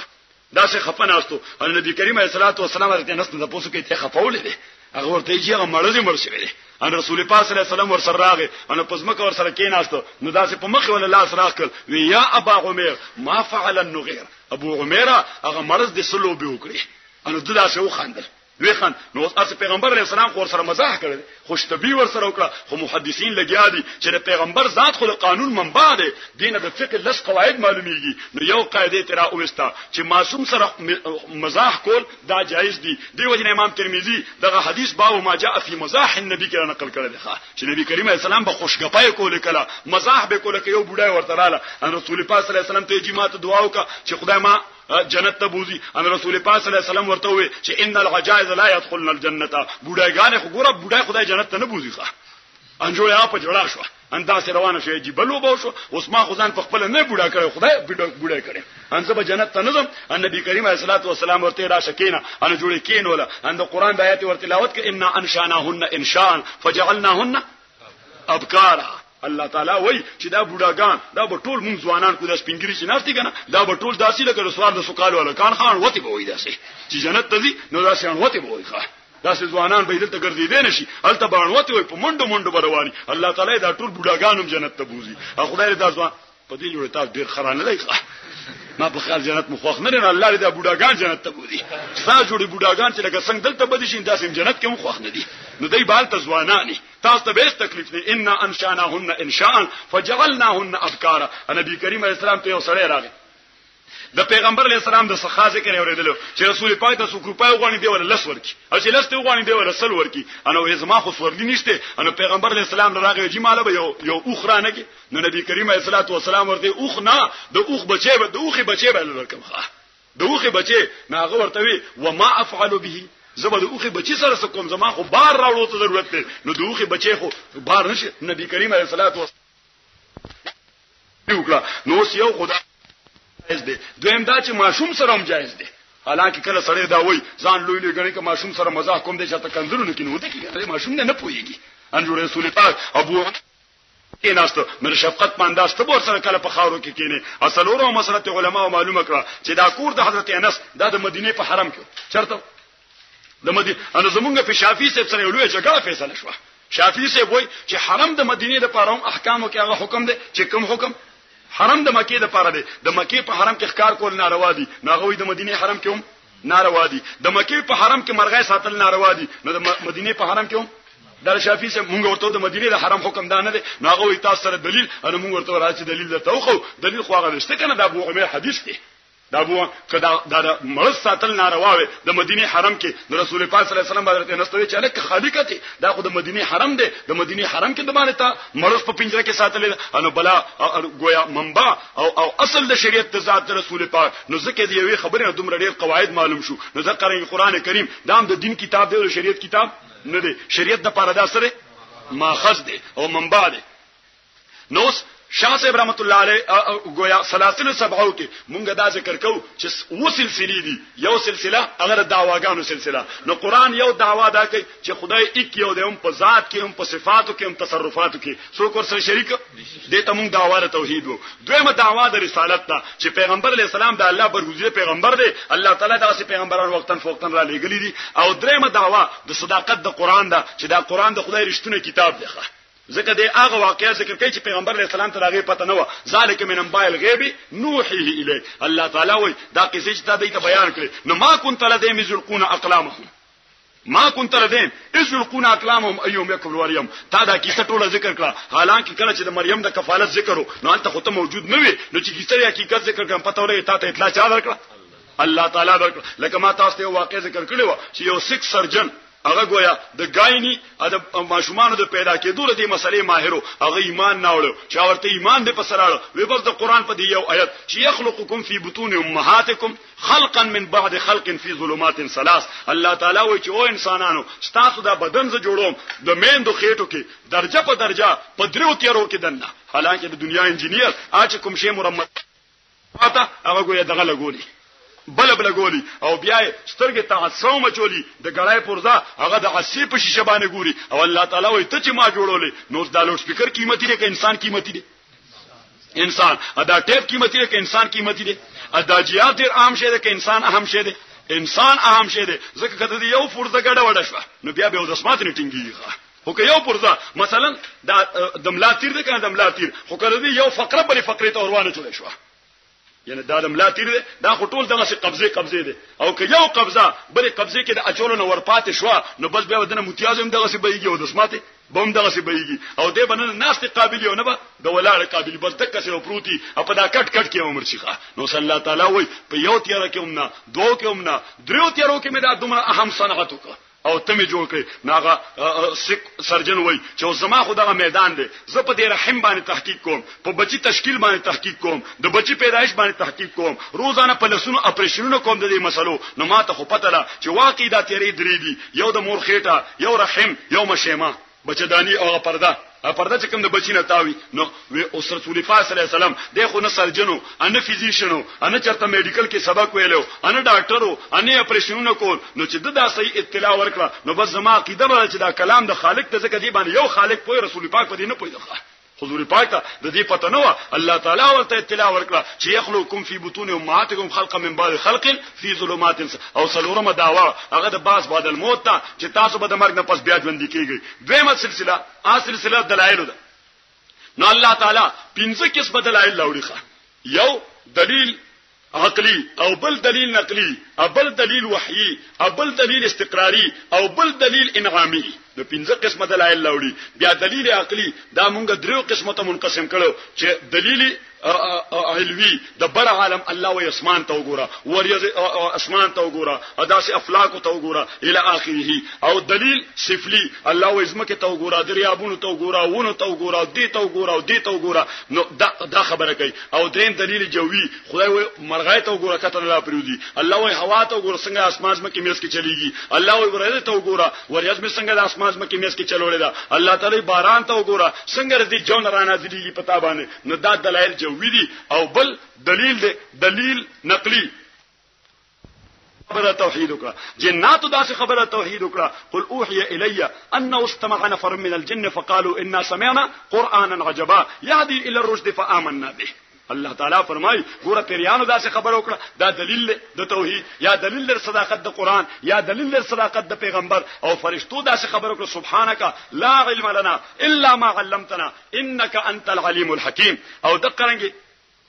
په زمون د قصې د انبیانو کې چې نوح علی السلام ته ګوره هغه داسې وی چې یا قوم اعبدوا الله ما لكم من اله غیره تاسو یو خدای عبادت کوي هود علی السلام داسې وی صالح علی السلام داسې وی فلانی پیغمبر او فلانی پیغمبر داسې وی او په دغه عقل کې یو بل قسم دلایل انفسی الله تعالی او فی انفسکم تاسو خپل ځانونو ته وګورئ ته بچي بیا می پیدا کړی بیا می ځوان کړی بیا می بوډا کړی ثم لتبلغوا اشدکم ثم لتبلغوا اشدکم بیا تاسو کامل قوت کړه او جعل من بعد قوه ضعفا یعلم من بعد قوت ضعفا د ځوانای نه پس می بیا بوډا کړی ثم ردنا اسفل سافلین نیخ قد قامت ته د ملاک تیر دی را کوک شو غړیدون کې سترګې دی هغه مې دله کمزور کړي او ریدون کې غوګونه دیو خبره نه اوري ډولکی کدر ته سوغږی بیا نه اوري او چلیدون کې جبه دیوا هغه تړتړای شو خبره نشي کوله نه الله تعالی فرمای دا تاسو په انفسو کې زماره توحید دلایل دي زماره قدرت دلایل دي او بل قسم هغه دلیل وحی نو چې کوم ځای په لفظ د اوحینا سره ان اوحینا الیک کما اوحینا الی نوح والنبیین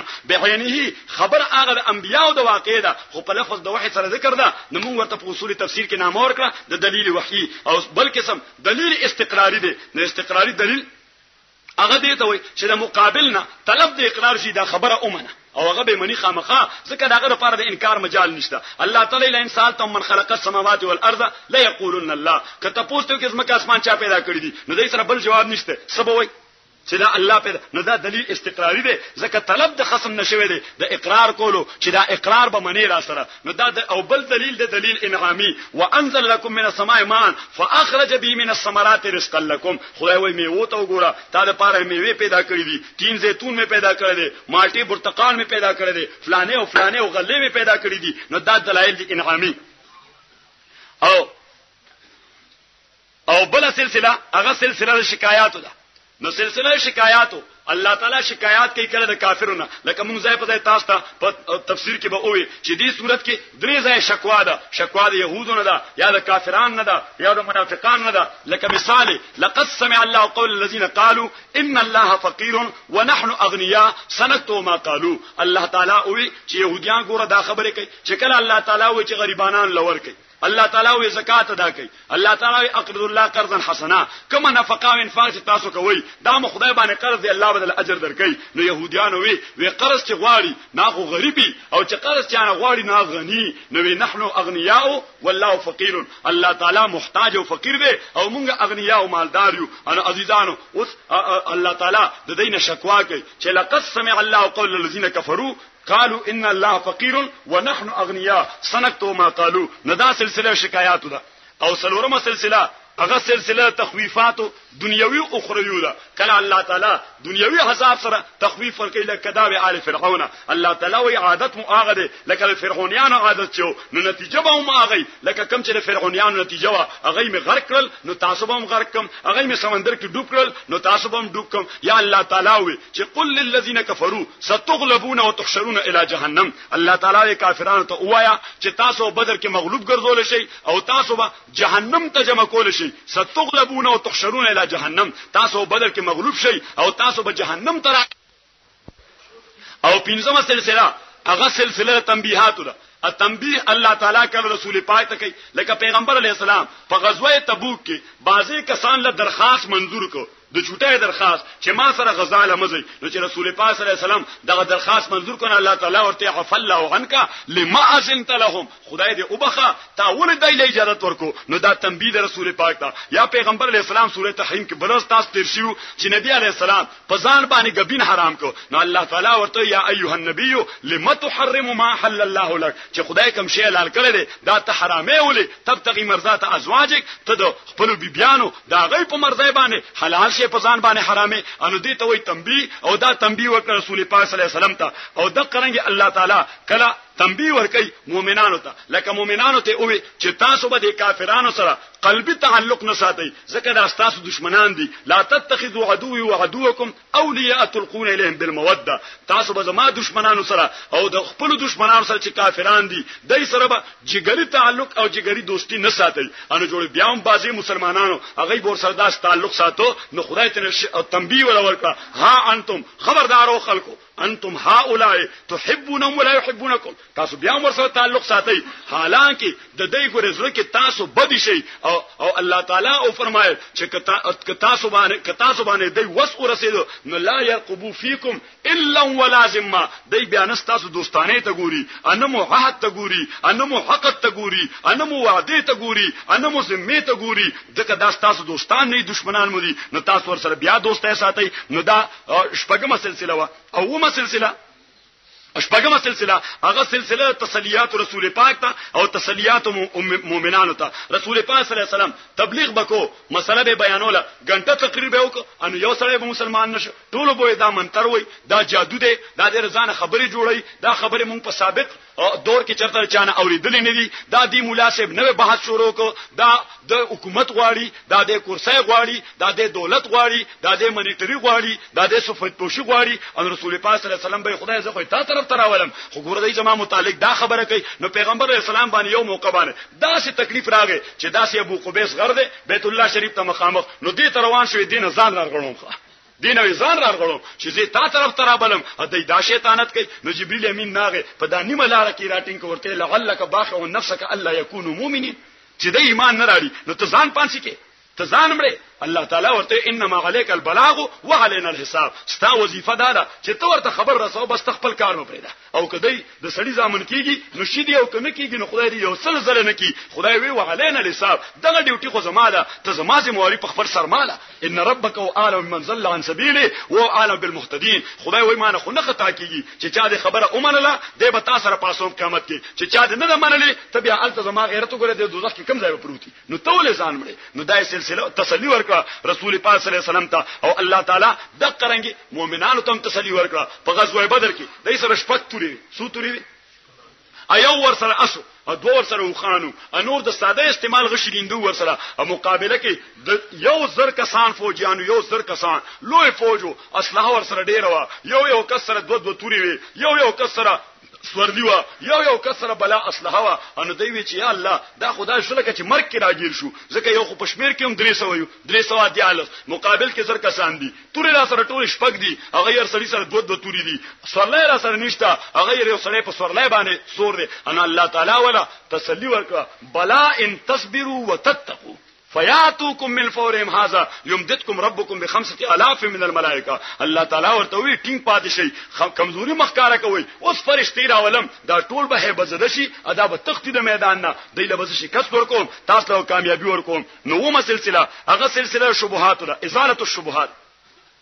او ازاله الشبهات دا الله تعالی په دریو طریقو باندې کوي یو عقاید باطله ذکر کی فقط چې دا باطله عقیده ده وقالت اليهود عزير ابن الله وقالت النصارى المسيح ابن الله عزير عليه السلام ته يهوديانو د خدای زوی د خدای نائب متصرف وي او عيسى عليه السلام ته عيسایانو د خدای زوی نائب متصرف وي نو الله تعالی پر رد وکړو ذالک قولهم بافواههم دا پیغمبر اسه د خلی خبره دی سره دلیل ملي نشته خو بس یو خبره خلی راغلی ده او کړي دا اوس واپس کیږي نه ذالک قولهم بافواههم دا د اسه به بنیاد خبره ده د ځانې جوړه کړی ده اوس واپس کیږي نه او دویم شبهات د معاندینو د معاند شوبه ذکر کی نو بیا داغه جواب ورکی لکه يهوديانو وي چې لن يدخل الجنه الا من كان يهودا او نصارى جنت ته بیا مونږ يهوديان زو انا ساراوي بس صرف مونږ نصارا به نور به اسوک نزي نو الله تعالی وي چې تلک امانيهم قل هاتوا برهانكم ان كنتم صادقين او بل ځای الله تعالی وي چې تاسو جنت ته ځئ نو بیا دنیا کې دې تکلیفونو ته سره غاړه خیره فتمنوا الموت بیا خو راځي خدای نه مرګ وغواړي چې جنت نعمتونو ته ورسي نو الله ولن يتمنوا ابدا بما قدمت ايديهم دای خپل کردار معلوم دی چې کال ترون ډنډره ته نسی نو ولن يتمنوا ابدا دای د مرګ نه داسې یریږي لکه هندو چې د وخت نه یریږي ولن يتمنوا ابدا دا خدای اسی خبره کوي چې لن يدخل الجنه الا من كان هودا او نصارى او هم بحث د اختلاف د اقوالو دي په مضامین د قران کې نو دي کې 15 اقوال دي او په دغه بنیاد ټول قران کریم دا به سوره فاتحه کې راجمع کیږي حضرت شاه صاحب رحمت الله علیه فرمای شاه ولی الله رحمه الله چې د قران منطوق معانی دا 15 دي یو دې کې د احکام او علم دي چې دا شی واجب دا مندوب دا مباح دا مکروه دا حرام دا ته مونږه معلومو چې دا امر دی اباحت لپاره دی دا د استحباب لپاره دی دا د وجوب لپاره دی دا د فرضیت لپاره دی دا نه حرمت فائدہ کوي دا نه کراهت فائدہ کوي د کراهت تحریم فائدہ کوي د کراهت تنزیه فائدہ کوي په عبادتو کې یا په معاملاتو کې یا په تدبیر منزل کې یا په سیاست مدني کې او دا تفصیل دا موقوت په ذمه د فقيه باندې فقيه مفسر هغه لګي د قران دغه احکام معلومي ها اوس دا علم دا په سوره الفاتحه کې مندرج دی په ایاک نعبدو کې ذکر عبادت دا د ټولو سيزون له شامل دي ستا عبادت له ستا معاملات له ستا سیاسيات له ستا معاشرت له ستا معیشت له ستا قومي نظام له ستا بین الاقوامي نظام له ځکه ما تاسو ته نقشه جوړه کړې و چې دین عبارت ته د بنیادی درې واقعیتونه دین عبارت ته د بنیادی درې واقعیتونه او شریعت چې دا ماخوذ د قران نه دی او قران دا غیر لپاره منبع ده نو دغه شریعت هغه بیا موږ وو قسمه تقسیم کړو چې په دې کې یو حصہ ده عبادت او ما تاسو ته عبادت فلسفه خو درې و چې عبادت لکه موز روزه وغیرہ د دې فلسفه او حکمت دار چې د خالق او د مخلوق په میس کې یو رشتہ او رابطه پیدا شي د خالق او مخلوق میس کې یو رشتہ او رابطه پیدا شي او د دې رشتې او د رابطې په بنیاد باندې بیا تاسو به ستاسو معاملاتو میدان ستاسو سیاسياتو میدان ستاسو معاشرت میدان ستاسو معیشت میدان ستاسو قومي میدان ستاسو بین الاقوامي میدان دا بیا تاسو آسان شي ځکه ستاسو یو ربط پیدا ای الله تعالی سره نو داغه د حکم تسلیمولو کې تاسو به هیڅ ګویا تکلیف نه او هیڅ ثقل او درنواله بدل باندې ناراضي نو مونږ ویلو چې یو په دغه کې د عبادت او دویم ورپسې د مناکحات چې په کور کې دنه ژوند خدي سره بچی سره نوکر سره پلار سره مور سره د فقه الاسره وای خاندانی شریعت چې په خاندان کې بس تا ژوند څنګه تیریږي او دریم شی هغه مونږ ذکر کړو چې ورپسې د بیا معاملات چې بیا ستا یو کور دی یو کور د بل چاره حضرت شاه صاحب رحمت الله علیه ارتفاقاتو کې په دغه انداز باندې ذکر کړ چې بیا د مختلفو کورونو تعلق دی یو بل سره په خرڅولو په اغستلو په شفاء په اجاره په غاڼه په شراکت په مزاربت په مفاوضه په عنان په یوسو په بلسو په جنایاتو دته وای معاملات نو معاملات د شریعت درې مېسه شو او سلورم مېسه هغه د هغه شو احکام سلطانیه چې اوس کله معاملات کې نو کله بستا جګړه پیدا کیږي بای بیع حرام او شو شراء حرام او شو شفه ناروا او شو شفه جایز او شو اجاره ټیک شوی دا اجاره غلطه شوی دا غاڼه ناجایز شوی دا غاڼه جایز شوی دا اوس د دې لپاره تعالی یو کوټ پکار دی یو عدالت پکار دی یا تعالی یو نظام پکار دی انتظامی سلطنت پکار دی او حکومت پکار دی نو سلورم شعبه شریعت الاحکام السلطانیه چې ممکنه تعبیر کړو په ایڈمنسټریټیو لا باندې چې انتظامی قوانین دا گویا د دې لپاره یو ریاست او حکومت دا د انسانانو بنیادی ضرورت دی ځکه ما تاسو ته سیاسياتو کویلو چې لا یترک الناس فوضا لا صراط لهم ولا صراط اذا جهالهم صادو داسې امکان نشته لکه څنګه چې کمیونیزم انتهایی مرتبه ده یا د فوضویینو مذهب دی په سلفو کې د چا مذهب د فوضویینو او په موجوده دور کې د چا مذهب دی د کارل مارکس د کمیونیزم نه انتهایی فلسفه هغه د ابالشمنت اف سټیټ اند لا د قانون او د ریاست ختمول نو د فوضویینو مذهب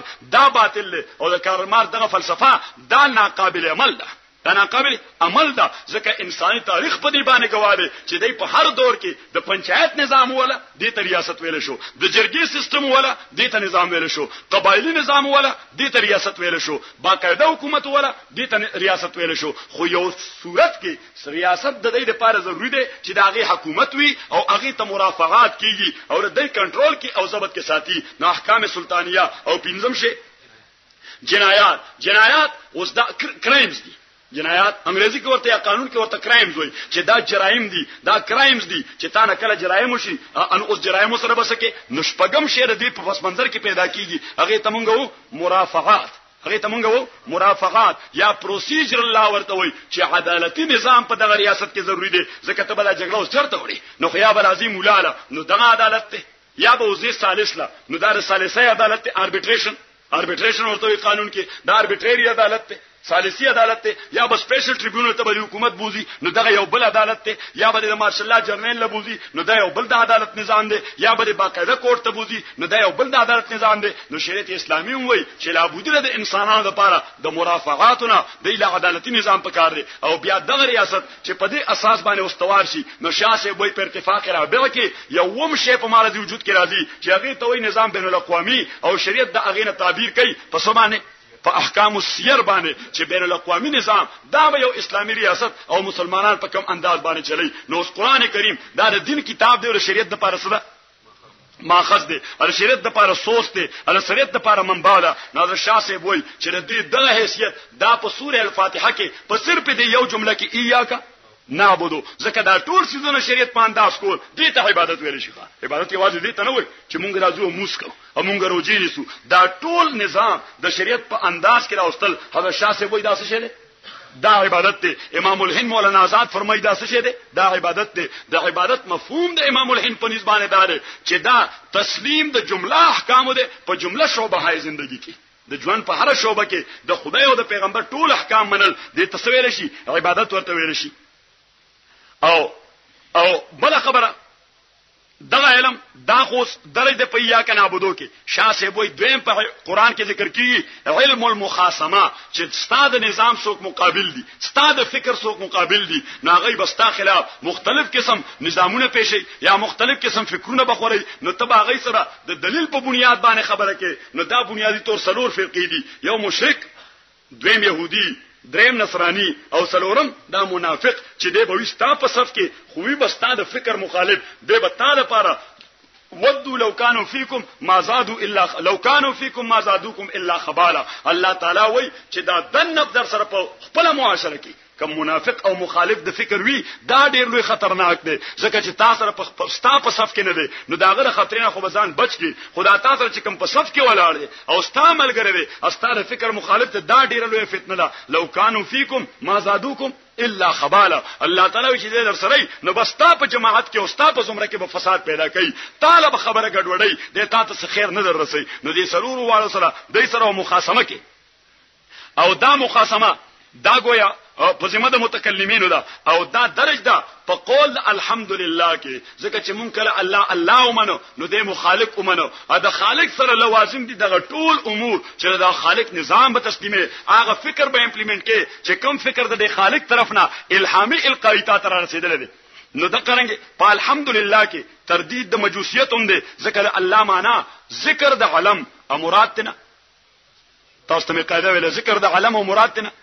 وصف غالبا الحمدلله معنا الحمد للخالق پشان د لكل فرعون موسی نو فرعون شخصیت نه مراد د موسی نه شخصیت نه مراد د موسی هم کردار مراد دی او د فرعون نه هم کردار مراد دی نو مونږه ترجمه کړل لكل مبتل محق چې د هر باطل پرست مقابله کې سي یو حق پرست وي نو الحمدلله معنا الحمد للخالق الصانع او مجوسیان هغه د خالق صانع منکر دي نو په الحمدلله کې په هغه باندې رد شو دا رنګ رب العالمین کې په سنویو باندې رد شو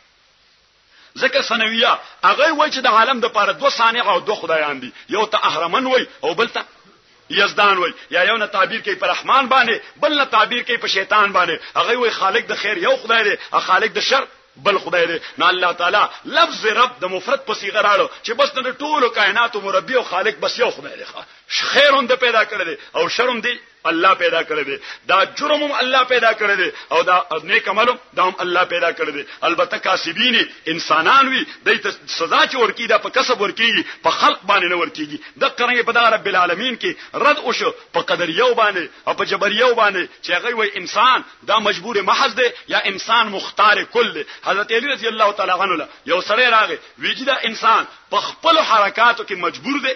بالکل د خدای تقدیر ته او کنه تقدیر هیڅ تصور نشته د اختیار کلی مالک دی نو حضرت علی رضی الله تعالی ورته بچی ته ودرېګا ناغه ودرېدو وې دا یو پوهچه تکا انو یو پوهچه تکا انو ورته اوس دا ملګوا دا بل ورپسې وچه تکا ناغه ورته دا بل ورپسې نو چتیږي نو په خبره و ما په خیال پوه شوې ښه چې دا انسان دا د اختیار او د جبر په دامیس کې روان دی ښه نو که صرف مجبور محض دی وګڼو نو دا قانون د چا دی د جبریو دی او که صرف سره وګ دا قانون د چا دی د جبریو دی او که صرف سره وګڼو کاسب او اختیارمن اختیار کلی دی وګڼو نو دا مذهب د چا دی دا مذهب د قدریو دی د قدریو مذهب هم باطل دی او جبریو مذهب دا هم باطل دی د قرنګي تردید د جهمیو اومشه تردید د جهمیو او د معطلو دا په ذکر د صفات وشو ځکه هغه ذات د باری منی خو د صفات قائل ندی جهمیه او معطله ان الله تعالی وي چې نظم لپاره خدا صفات دي او زه په دې صفاتو باندې متصفم نو د قرنګي د ټولو د فرقو رد هغه په دې الحمدلله رب العالمین مالک یوم الدین تر دې جملو پورې دا د دین معلومیږي نو قران کریم د دې فرقو رد کوي او دریم علم التذکیر بآلاء الله خدای نعمتونه ذکر کی چې ګوره داسې سوایه دې مې وبره ورولې نو داسې غیاهونه مې زرغون کړ داسې غلې مې درکړې داسې میوه مې درکړې ته مې ځوان کړې بیا مې بوډا کړې خوراک مې درکړ نو ساروي مې درکړې دي نو ونه مې درکړ نو سمندرونه مې درکړ نو بیړای پکې چلیږي نو فلانه الی اخره دا نعمتونه ذکر کی نو دې ته وایي تذکیر بآلاء الله چې خدای تعالی نصیحت درکې په ذکر د انعامات سره چې دې انعامات ته وګوره نو بیا زما د حکم ته غاړه کېده او سلورم علم التذکیر بأیام الله علم التذکیر بأیام الله خدای واقعات ذکر کی د سابقه امتونو چې ګوره عادیانو ته وګوره ما ور سره سوکړ بعد میں پیراوست هلاک میکړل نوح علیہ السلام قوم ته وګوره ما ور سره سوکړل سیلاب میں پیراوست ډوب میکړل او صالح علیہ السلام قوم ته سمودیانو ته وګوره ما ور سره سوکړل چې په جبرئیل وستا زړې وچاودو لوط علیہ السلام قوم ته وګوره ما ور سره سوکړل زمکه په واړوله کانی په اورول او الله وترکنا علی آیه فی الباقین الله تعالی وای چې د عذاب اثر می قیامت پورې دا غي پزمکه قائم پرې خودو ته اوس ورشه د لوطیانو علاقه ته ازمکه وکنه نو تورې په بدل لاس راځي او خوا کې کم سمندر چې بهیره مرداب نو چې لاس ورته ورځوندې ان جوړ لاس بدل په منی الله وترکنا علی آیه فی الباقین ثم دی وجه خو به وي چې چې پزما کې دنه کویله دا یا اسکار یې د وجه تور راځي خو الله وې اسکار وې پیدا شو دا اثر د عذاب دی هغه عذاب چې کوم عذاب مالوتیانو باندې نازل کړو او ترکنا علی آیه فی الباقین قیامت پورې د غوبو څنګه نه تور راوځي سپینه نه راوځي د اسکرو قابل نو الله تعالی دې ته وی علم التذکیر بایام الله او بل د علم التذکیر بما بعد الموت علم التذکیر بما بعد الموت چې د مرګ نه بعد به ګوره تاسو الله ته ودرېږئ نو البته کې داسې محاسبه ده دیو بل نه متخته یوم یفر المرء من اخیه وصاحبته وبنيه او دا بغواړي چې زوی مې د دوزخ ته راځي خو چې زه بچم یود المجرم لو يفتدي من عذاب يومئذ ببنيه وصاحبته واخيه وفصيلته التي تويه ومن في الارض جميعا ثم ينجيه كلا انها لظى نزاعه للشوا تدعو من ادبر وتولى الله تعالی ته خو خپل ځای باندې مور راکې پلار براکې خزه براکې خاون براکه زوی براکه دوست براکه قبيله براکه ټول انسانان به چې دا بوز او دوزخ ته کزدي بچ کوم الله تعالی وینا دا دوزخ تدعو من ادبر وتولى مدبر او متولي ته وي فزت راغلي نو دې خدا دعوت ورکي مدبر او متولي ته د مدبر پلار او مور دعوت نو ورکي هغه کل نفس بما کسبه رحیم الله تعالی هر یو تړي به خپل کردار په انداز باندې ډیر کول شي نو دا علم التذکیر بما بعد الموت ته چې ګوره مرګ نه بعد تا باندې دا حالات را روان دي او دا ذکر دی پس کې دا ذکر دی په مالک یوم الدین کې هم چې باس بعد الموت ته او د قرنګ علم التذکیر بآلاء الله او علم التذکیر بأیام الله دا ذکر دی په صراط الذین انعمت علیهم غیر المغضوب علیهم ولا الضالین کې حضرت امام غزالی رحمت الله علیه فرمای دا دریم قول دی یو د شاسب قول مونږ وې د شاسب قول چې 15 علوم دي پکې د شاسب نو دا دویم قول دی امام غزالی والا دا دویم قول دی هغه وې مضامین د قران سلور دي یو علم الاصول بل علم الاحکام بل علم القصص بل علم السلوک دا علم الاصول دا بیا په سلور قسمه دی یو علم التوحید بل علم الرسالت بل علم د صداقت د قران او سلورم علم د باس بعد الموت بیا توحید کور کې درې قسمه دي یو توحید د ذات یو توحید د صفاتو او بل توحید د تصرفاتو نه حضرت امام غزالی فرمایي چې اثبات د ذات دا په الحمدلله کې دی ځکه لفظ الله علم للذات الواجب الوجود المستجمع لجميع صفات الكمال المنزه عن النقص والزوال نو په الحمدلله کې ذات د باری ذکر دی او صفات د باری پر رب العالمین الرحمن الرحیم مالک یوم الدین کې صفات د الله تعالی ذکر دي او د قرنګي او تصرفات د الله تعالی دا پر رب العالمین کې ذکر دي ذکر رب معنا د حکمران او حکمران معنا د متصرف نو تصرفات دا یوازې الله تعالی د پاره دي او د قرنګي د علم الرسالت او د علم د صداقت القرآن میس کې دې کې تلازم دی دا پر رب العالمین کې مندرج دی نو څنګه ته معلوم دی ځکه تربیت دوه قسمه ده انسان مرکب د دوه سيزونو نه یو د جسم نه یو د روح نه نو د جسم تربیت دای په مادیاتو کېږي او د روح تربیت دای په سمانی کېږي حضرت شاه صاحب رحمت الله علیه د کې ډېر عجیب خبره لیکلې ده شاه صاحب رحمت الله علیه حجت الله البالغه کې وایي چې بل عالم کې یو شی د حزیرت القدس یو مکان دی د قدس او د پاک تورثي حضرت القدس نه اغل یو روح راشي اوس دغه انسان تن بدن دا خو ابتداء الله پیدا کړی چرته نه د زمکه نه ا د خاور نه روح ولا چرته راولېګ د بر عالم نه نو شاسه فرمای چې د بدني تقاضې دا بر زمکه نه پوره کیږي د خوراک د زمکه نه د سکاک د زمکه نه د پوشاک د زمکه نه د واپسی زمکه ته او روح د بر عالم نه راغله نو کې اوسره دا غواړي چې روح له خوراک ورکو نو د روح خوراک دا بم د هغه عالم چې کوم عالم نه د روح راغله دي نو د وحي شکل کې الله تعالی د روح ته پاره خوراک را دی وجه الله تعالی قران قضای په روح وي يسالونک عن الروح تانه تاسو کې د سم متعلق د قران متعلق قل الروح من امر ربي تو ورته قران دا خو زما د خدای امر دی او ما اوتیتم من العلم الا قليلا د قران مقابله کې تاسو علم ډیر مختصر دی او بل ځای الله تعالی وانزلنا اليك روحا من امرنا ما ته قران درولېګو نو قران ته روح زکوي چې دا د روح غذا ده د بر عالم نه روح راغله دی او بر عالم نه ولدا قران راغله دی نو حضرت امام غزالی رحمت الله علیه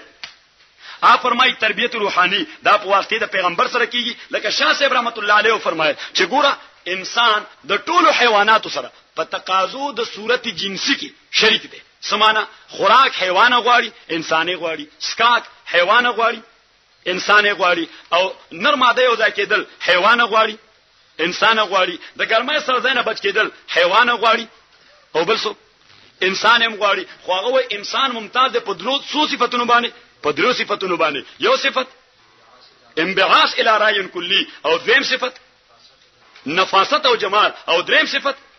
ایجاد او تقلید. نو یو خدا چې انسان فارمولې او کلیات وځکي او حیوان دا مقدرت نه لري چې هغه کلیه او فارموله وځکي. او دویمه دا چې حیوان خوراک کوي مړه په ډیران دی ورته واچو نه بیا خوري، که په اخور کې دی ورته واچو نه بیا خوري، که ور پورې خاري نو بیا خوري، که د خاورونو صفای نو بیا خوري. او انسان هغه نفاست غالي په خوراک کې هغه ته بشي کې دی په صفات دسترخوان باندې بیا ورته لاس ویندي بیا دغه شی په اور باندې پخښوي کچا کچا هم نه خوې. نو اوس دا نفاست ته او جمال له. او دریم شي هغه د ایجاد او تقلید چې دغه انسانان د دې مطالب او مقاصد موندو لپاره نت نه ایجادات وکړي سبکه ایجاد. نو چې چا ایجاد وکړو او نور کسانم دغه تقاضا لري چې ماته د اساني ملاو شي، خو ایجاد د پکیو کو یو موجود ځکه داغه په نفس کې داغه پیدا شو چې هوا د پاره یو تیز ببوده پکار دی چې په دې بجلی او چلیږي. نو دا پکې ایجاد کا څوک پکې ایجاد کو. او زمونږ هم دا تقاضا وا چې یو تیز ببوده پکارو، خو مونږ په دې ایجاد باندې قادر نو چې کله دا ایجاد مارز وجود کې راغی نو مونږه بس فوري طور تقلید شروع کو، 1000 روپیا ورکو او پکې راړو ادغه د سر د پاسه لګاو. اوس په دې تقلید کې مونږه هیڅ کچاټ نه محسوسو چې دا پکې چاته په سر را پرینوزي ادا اوس پنه دا بسنګ هوا کوي. بس د حکماو د ساينسدانانو په دې باب کې کامل تقلید کو او کامل ملاتړ کو او کامل مرګرتیا کو. خبره تم ولا غاړه اخود ده. نو حضرت شاه صاحب فرمایل چې په مادیاتو کې د حکماو تقلید دا معقول دی. تاسو شه دي نو په روحانياتو کې الله تعالی دغه حکیمان پیدا کړی دي، انبیا، صلحا، علما، نیکان د امت دغه خلق دي چې د شریعت په حکمت باندې پوهیږي. نو چې دای کوم خبره وکي نو دای دا خبره هم ایجاد دي. نو تا باندې تقلید داسې واجب دي لکه مادیاتو کې د ساينسدان تقلید چې او کو اس خطر دي نه محسوس ولا. نو شاه سے فرمای چې بعثت د انبیاو دا معقول دي. عقل دا تقاضا کوي انما انت منذر ولكل قوم ها. تاسو یو باب کې حجت الله البالغه کې دغه آیت په سر راغله چې انما انت منذر ولكل قوم هاد. هر قوم د پر پیغمبر ذکر راغی چې په روحانياتو کې ایجاد او تقلید دواړه موجود دي لکه څنګه چې په مادیاتو کې او په دې جسمانی امورو کې په دې کې گویا دواړه موجود دي. نو علم الرسالت او علم صداقت القرآن دا خو یو بل سره متلازم رااله. او بل شی دی علم الاحکام. نو علم الاحکام دا عبادت دی. دا عبادت مونږه ترجمه کړی و چې غایت الحب من غایت الذل من غایت الحب لله عز وجل فی متابعه النبي صلی الله علیه وسلم. په عبادت کې سلور پیلری دي. سوچونه دي سلور چیزونه دي. سلور د دې عمود دي او دا د عبادت دا بلډینګ په دې سلور استونو باندې ولاړ دي. یو دا چې عبادت کې عاجزی مست ده. نو که عاجزی پکې نه دا به عبادت نه لري رسم ده. دا عبادت نه بیا څه دي بیا رسم ده. اوس کته ولار په مانځ کې متکبرانه انداز کې ولاړ متکبر نو بیا د عبادت ته کدا اثر رسم ده. دیو چې ما تاسو ته وې ما فتوا ده چې په بربند سر مسخو کیږي بربند سر باندې مسخو کیږي خو ما چې غړه کیږي نو بیا زما فتوا له چې نه بوشي او کزان لیکي نو بیا به اوشي ځکه په ځان له مسکولو کې د تکبر شایبه موجود نه ده او غړه کې مسکولو کې چې سړی دا بربند سر ودرېږي نو اصل کې د شاته محرک وسه شي تکبر او ریا هغه شاته ولاړ. نو موږ چې تقوا په بنا بیا فتوا ده چې دا مثبت نو شي بربند سر باندې ځکه چې د عبادت مونږ تعریف کو غایت الذل چې دا انتهایی عاجزی ده. او دویمه ده چې عاجزی ده خو من غایت الحب چې کوم ذات عبادت کې نو هغه سره به انتهایی عقیدت او محبت ساتي. ځکه ته محبت او عقیدت نه ساتي نو بیا دیتا عبادت ویلې نشی. کچھ نہیں ہوتا ہے ظاہر نمازوں سے اصول جب تلک دل میں نہ ہو الفت رسول اللہ کی. اور سجدہ کرنا ہو تو یوں کر سر ہو سجدے میں جھکا سر خدا کے واسطے اور دل مصطفیٰ کے واسطے. نو د عبادت یو استنشوا عاجزی دوی مستنشوا عقیدت د معبود دوی مستنشوا عقیدت د معبود او محبت د او دریم شی شو لله عز وجل چې معبود به متعین چې څوک دی الله تعالی. نو اوس که الله سره په افعال د عبادت کې غیر الله شریک شو نو بیا ورته څه ویل شي شرک به ویل شي. او سلورم پیلر او سلورم ستن فی متابعه النبي صلی الله علیه وسلم چې د عبادت کې نو پیغمبر په طریقه وکړي چې د عبادت کې نو پیغمبر علیه السلام کله تو ګره د مونږ ولاړه ده رکوع ده سجده ده قاعده ده اسلام ګرځول دي. نو اوس پیغمبر طریقه خوله ده چې بدن په پاک کې کپڑے په پاک کې ځای په پاک کې روبه قبله به ودرېږي اول به قیام کې بیا به رکوع کې بیا به سجده کې بیا به قاعده کې بیا به سلام وګرځي. نو دې ته بس ویل شي عبادت دې ته بس ویل شي عبادت. اوس کته وای دا ټول کارونه کوم خو صرف یو ترمیم پکې کوم کپڑے به هم پاکي بدن به هم پاکي ځای به هم پاکي رکوع به هم کوم سجده